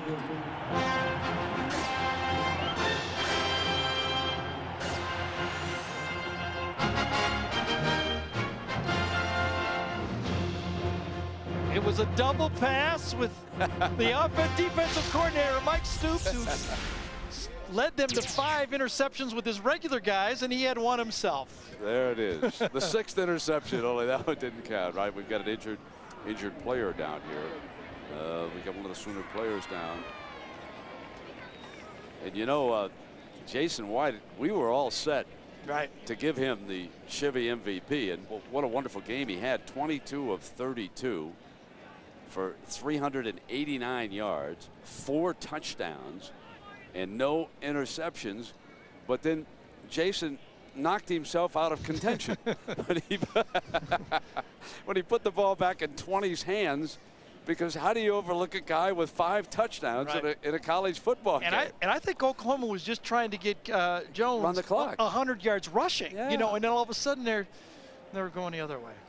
This is pretty amazing stuff. I really don't see who's down out there. I hope it's not a.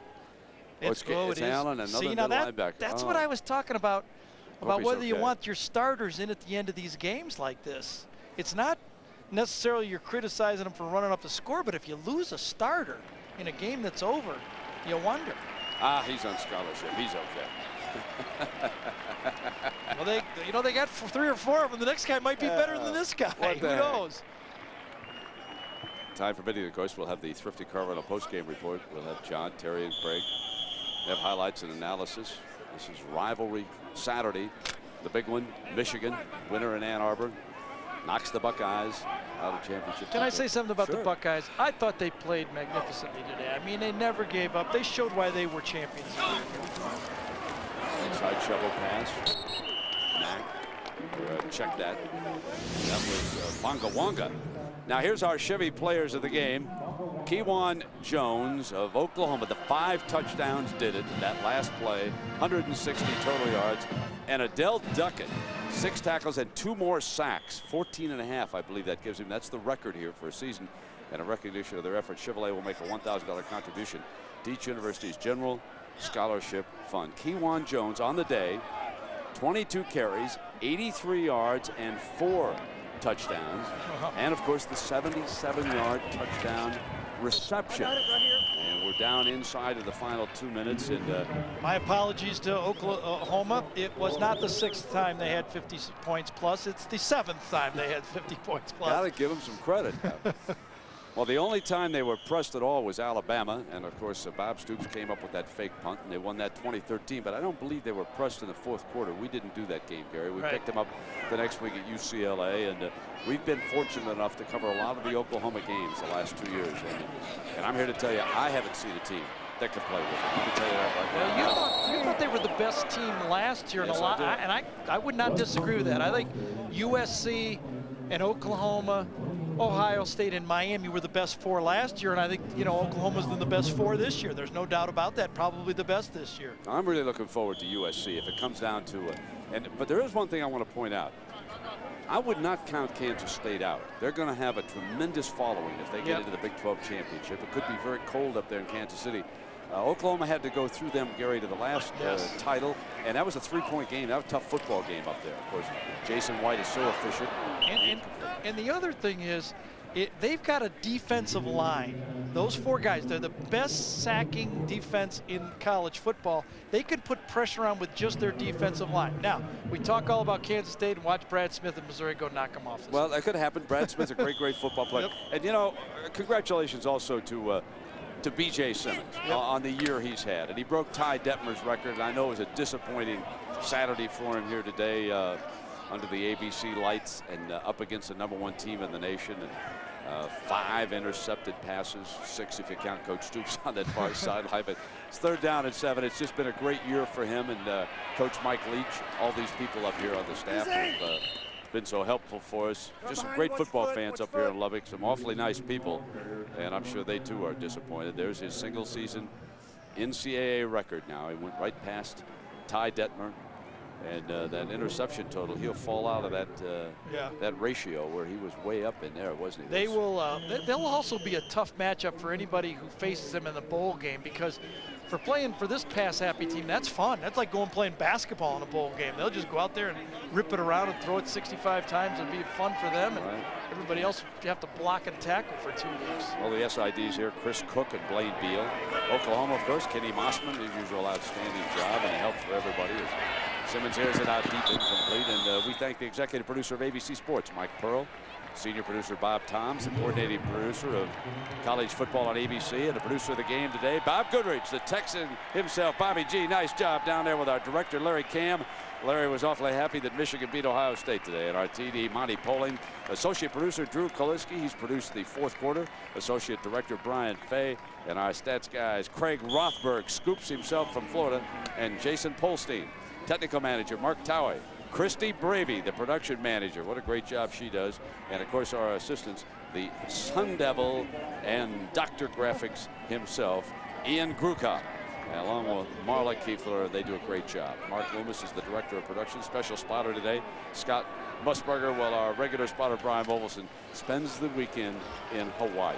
Stage manager is a Yankee himself, Wellington Wilmore Jr., who has done his usual outstanding job. And we've got a penalty flag coming down here. We get ready, my friend, for next week. We get a little prime time with Miami and Pittsburgh, and then we get ready for that Big 12 championship, and then off to New Orleans we go. We're going to be seeing a lot of these Oklahoma rascals. We could get them out, well, obviously 3 times in a row. The people are telling us that even if they lose, they get there. And I guess that's the way it goes. If that would happen, it wouldn't be my way to do it. But Bobby Stoops has a good team here. He's built a great program. I hope he never leaves. I agree with you. I hope he stays here. You know, $2 million in Norman's kind of like $5 million in New York, isn't it? Yeah, I would think that Steve Spurrier is maybe telling him just how tough it is up there at that level. And you know, you just don't have better players than other teams in the NFL. Exactly right. You don't get to spend that much time with your family. I'm not in the NFL. I mean, that's great. And there's some coaches up there, including our friend Dick Vermeil, who's doing a wonderful job. But it's tough. And he's got something very, very special going in Norman, Oklahoma right now. They've improved the facilities over there. He just strikes me as a great, great college football coach. Yes. Become a legend of the game as time unfolds. You know, he was very patient. Remember, he began his career, I don't know if people have probably heard the story a dozen times, but 3 years he stayed at Iowa as an unpaid graduate assistant to learn his profession. Absolutely. He paid his dues, folks. He didn't do it the easy way. He wasn't born with the silver spoon. The old-fashioned way. And he's got a lot of friends on the other sideline, especially Mike Leach. And looking for him right now is Coach Stoops and Oklahoma taking dead aim at the national championship. And there are the good buddies. Stoops, of course, bringing Leach into the Big 12 as his offensive coordinator. Was impressed with what he did in Kentucky with Hal Mumme when they had the coach with him when he was an assistant in Florida. Jason White, the favorite for the Heisman Trophy. We send you down to Jack. And getting some congratulations as Bob Stoops continues this conversation with Mike Leach. As you said, Brent, good friends. Hey, Coach, congratulations on a completely undefeated season in regular season play. It's really special. I feel very fortunate, very blessed to work with these players, these coaches, and to go through this 12-0 is really special, and excited for guys like this. Yeah, I want to talk about this guy for a moment, Jason White. Jason, a great day for you. Congratulations for you and your team. Thank you. It was all one effort, both sides of the ball. It was a great win. All of a sudden, I looked up and I thought Kewan Jones reminded me of Quentin Griffin. What's going on there? Kewan ran hard in the second half, and hey, if we can take another Quentin Griffin. Hey, Brent, they could use a Quentin Griffin, but they got Kewan Jones. Yes, indeed. They got the whole package. Good job, man. So Jason White and the Oklahoma Sooners take dead aim at another national championship. And a reminder that ABC Sports is online at ESPN.com. Search ABC Sports. Don't forget now, folks, Monday night, a battle of two desperate NFL teams. Giants and the Buccaneers, 9 Eastern. Be there once again. The Sooners roll on 56-25. For Gary and Jack, I'm Brent. So long, everybody.